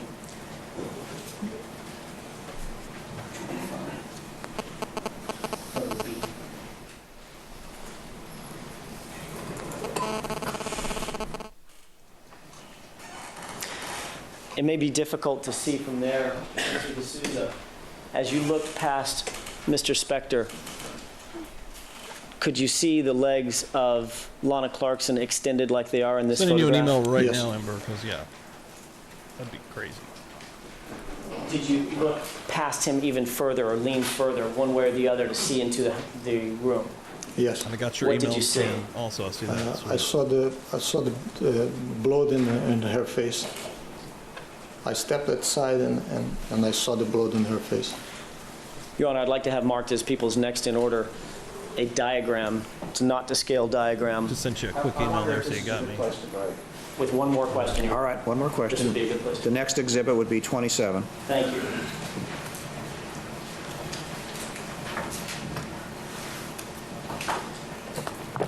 See what's depicted on the screen right now? Interaction. Do you see where there's a car at the bottom? Yes. And there's a car door open? Yes. Does this area, Mr. D'Souza, depict where you were standing approximately? Yes. Does this area depict where Mr. Spector was standing when he stepped out of the doorway and said, "I think I killed somebody"? Yes.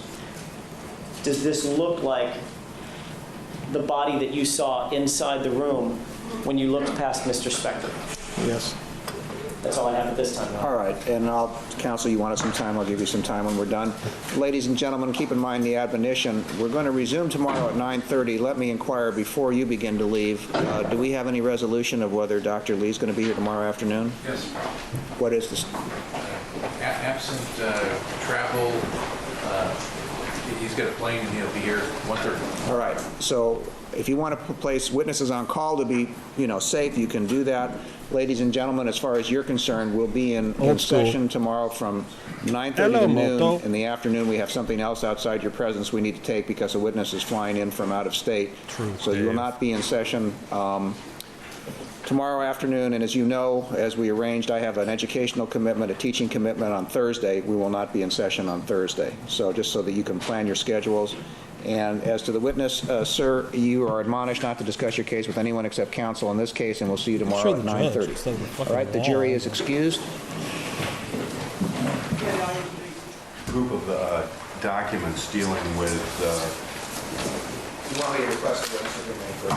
That's what I'm trying to say. I'm trying to get a description so Let's there's see no who's doubt next. as to what We're we're gonna looking check. for. But anything having to do with the education, anything having to do with the 2 immigration minutes left here. correspondence between the Immigration Department, yourself, notice of the removal petition, anything having to do with that, which is... When you said education, I didn't... We got some documents from, I think it's Huntington Language School. It's an English academy, teaches English people.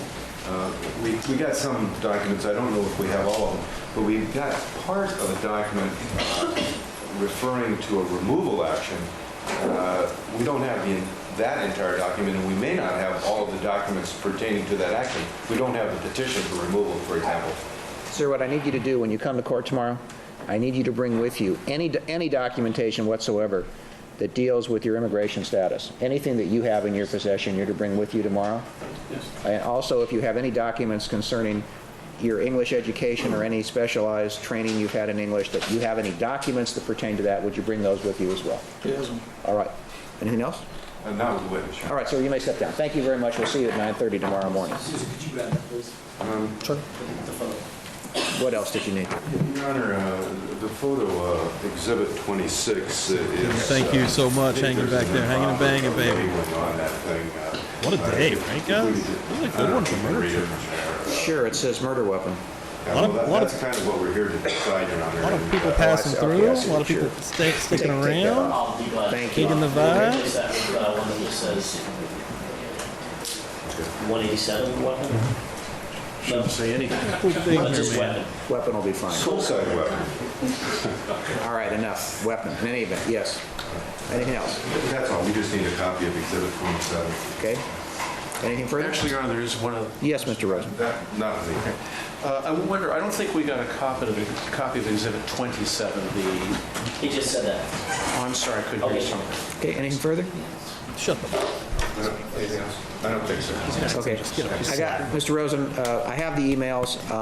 They're going to need some redaction if we're going to refer to them, and then we need to have a conference concerning those. Probably need to do a little bit of follow-up. Can we do that maybe in the morning? If you get to it? We'll see. Okay. Okay, it doesn't have to be done tomorrow, but in any event, I have those at When you documents. say follow-up, I take it to mean Some further questioning, I think, might be in order. Okay, thank Seriously, you. did I not say it earlier? He's the kid at the end of class. Oh, excuse me. I'm sorry. Thank you. All right, thank Again, I put a fucking weird British tone to it. I'm not sure why. What's happening next?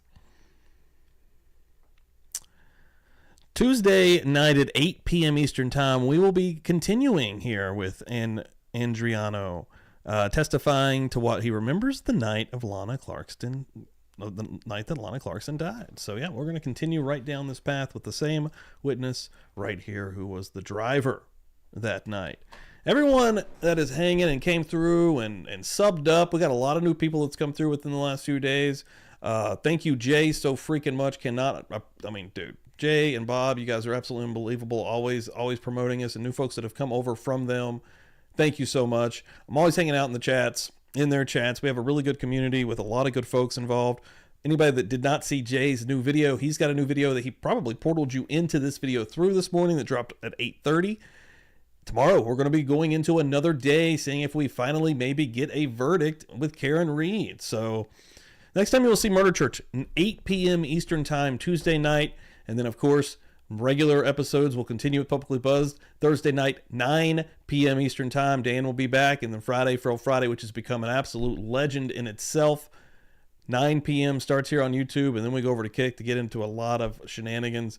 But wow, Murder Church is growing, though. I love it. Thank you all so much. Everybody that came through and donated. Let me make sure I've caught up with those and I'm not missing any to shout out. I think I've got everybody. Nope, there was a few here at the end that I do still want to shout out. I think Deja Vu showed hers off afterwards. Woohoo! 8 months, baby. That's what I'm talking about. Let me give you an anniversary real quick. Let me just Happy anniversary. And MJ gifted out a membership. And anybody that got gifted new memberships, go and check out right now in the video section tab. You can see some really cool videos that are only for members. And those videos drop a day before they end up there on Patreon. And then Patreon also gets very exclusive stuff that you're not going to see. TJ Bitt's new name right there. I know I mentioned that earlier, but I love seeing it. Everybody, Kathy, get at me. I want to know what shirt you need. And then, of course, we have the will. We have a will, which is given back to the community right here. We have so many fine folks that are gifting out memberships, sending in donations all the freaking time. You can be a part of that and possibly be a part of this will raffle situation to win some free merch or cheaper merch. Or maybe you're putting a lot in and you're going to get some fucking merch. Because I appreciate everybody that's doing it. You guys are absolutely amazing. Son of a bitch! An insane family we're growing here at Buzz Nation. I'm going to put in the chat right now. So I have another channel, and I totally get it if you don't go over here. It's a wrestling channel. But what I do is I make videos. It's like docu-style videos. It's not really, it's really just cool stories. I made one that dropped this morning at 10. Go check it out. It's a 2.5-minute video. Give it a watch. Give it a like. Give it a comment. It's a very crazy story about this wrestler by the name of Abdullah the Butcher, who almost kills an Indian wrestler. And this is from the older days of wrestling. I think this event was from the 70s, honestly. But it's a story about a very insane incident from the old golden days. I just dropped that in the chat right there. If you wouldn't mind to go give that a check ski and maybe give that a follow. Again, if you like wrestling. If you don't, I also get it. But yeah, I'll see you guys in the chats tomorrow. What an incredible day, guys. Thank you all so much. Tuesday night. Love you guys. Let's get out of here. Have a great day. Have a great Sunday. Pittsburgh!